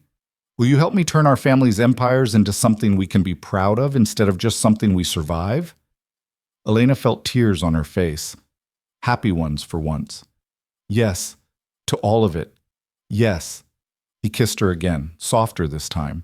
Sweet instead of desperate. A promise instead of a claim. Antonio cleared his throat. Congratulations. Now, about timeline. I'm thinking we should wait at least 6 months before making any public announcements. Let things settle after the Constantine situation. Make sure the FBI cooperation is stable. Then we can... Dad. Elena cut him off gently. I love you. I appreciate your input. But this is our decision. Ours. We'll figure out timeline and announcements and all the political complications. You don't have to manage this for us. Antonio blinked, then smiled. You're right. I'm sorry. Old habits. Trying to control situations that don't need controlling. He moved forward, pulled Elena into a careful hug. I'm happy for you, sweetheart. Truly. Nico's a good man. You'll build something remarkable together. We will. Elena hugged him back. All of us. As a family. Turning what you built into something even better.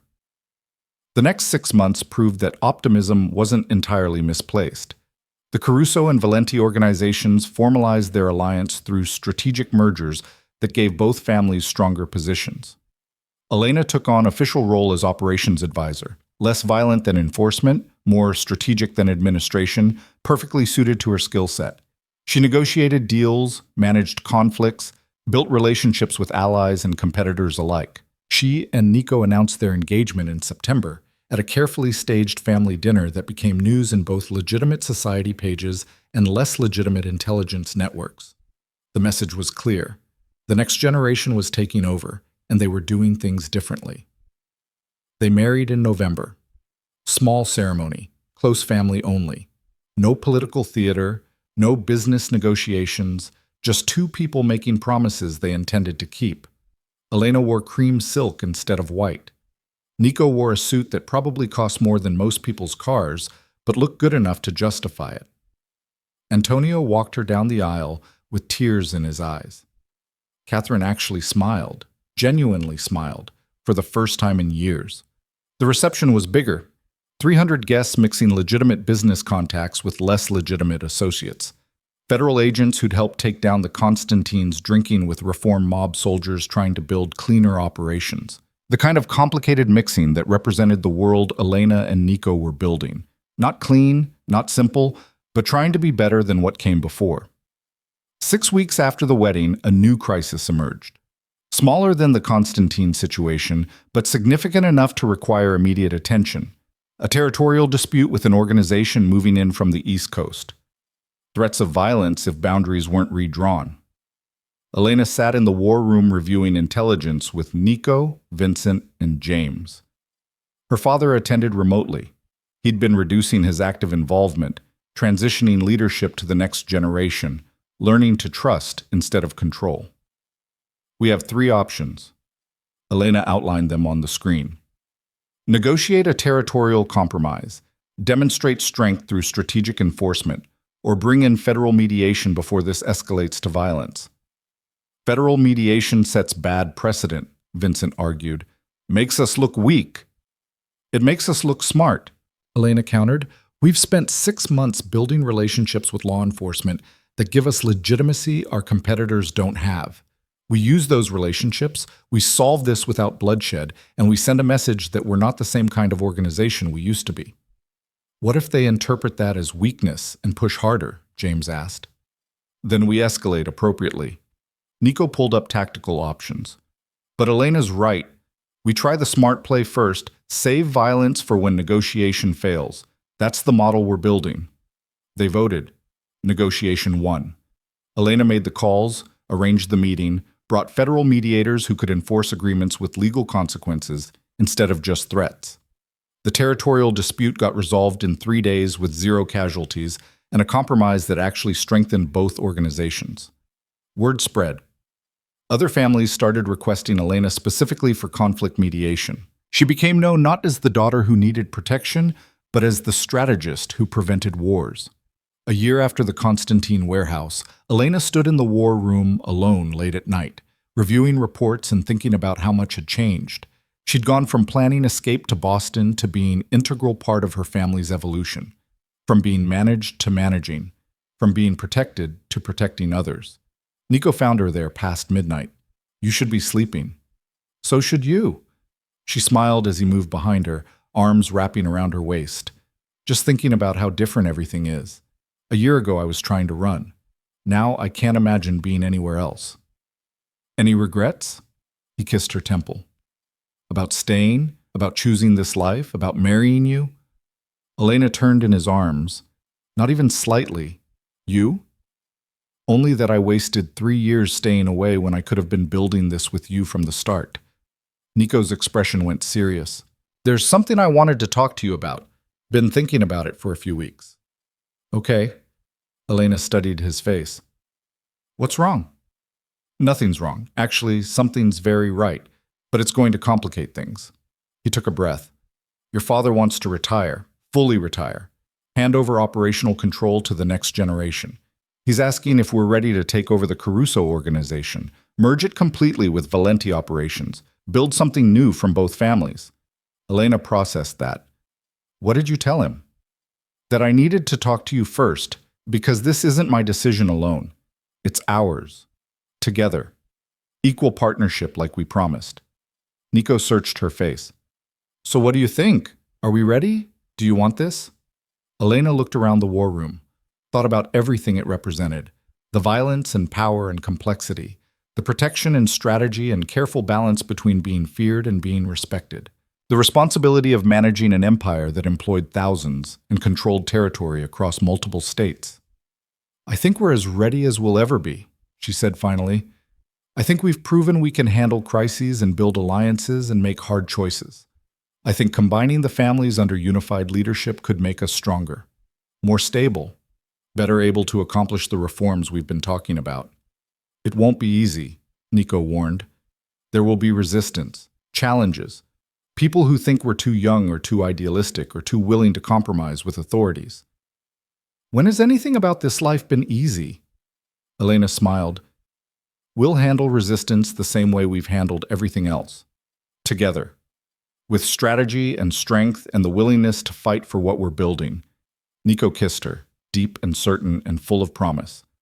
Then let's do it. Let's build an empire worth being proud of. They told Antonio the next morning.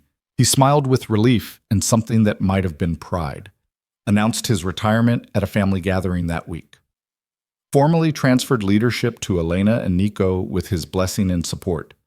The transition took months, restructuring operations, combining resources, managing personnel who'd served 2 separate families and now had to work as one unified organization.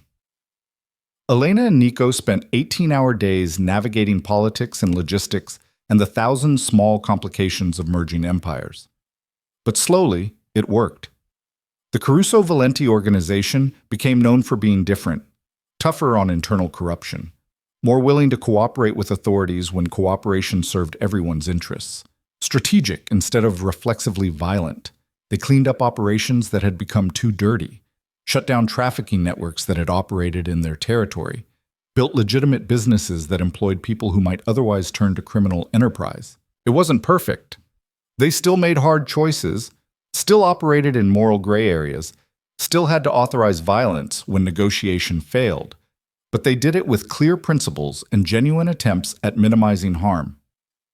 2 years after taking over, Elena sat in her office reviewing quarterly reports when Nico entered looking pleased.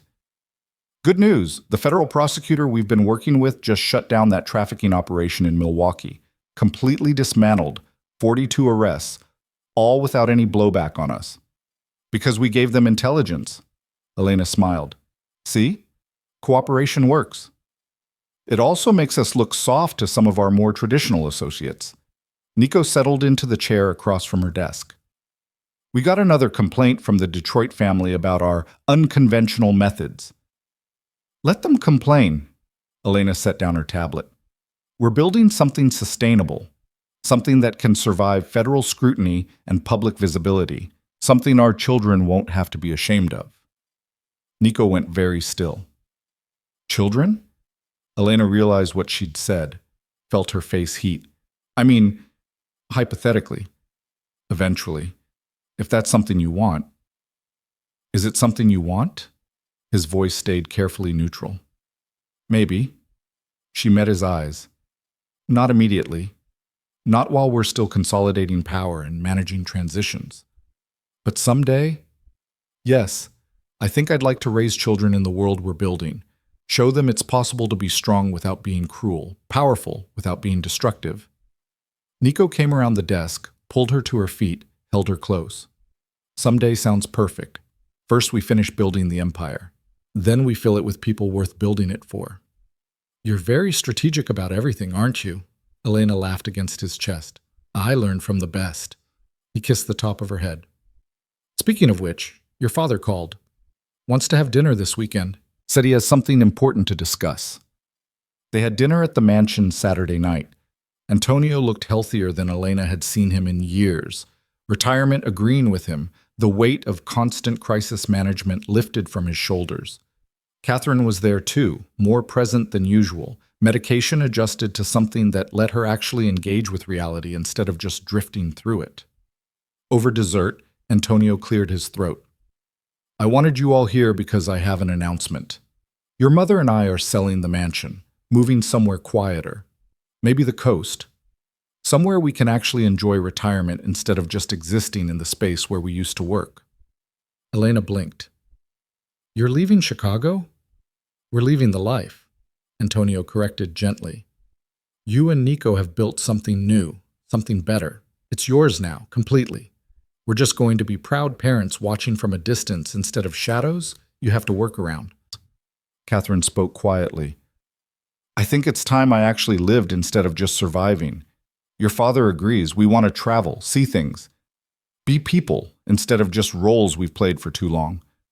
Elena felt tears threaten. I'm happy for you, both of you. You deserve peace. We do.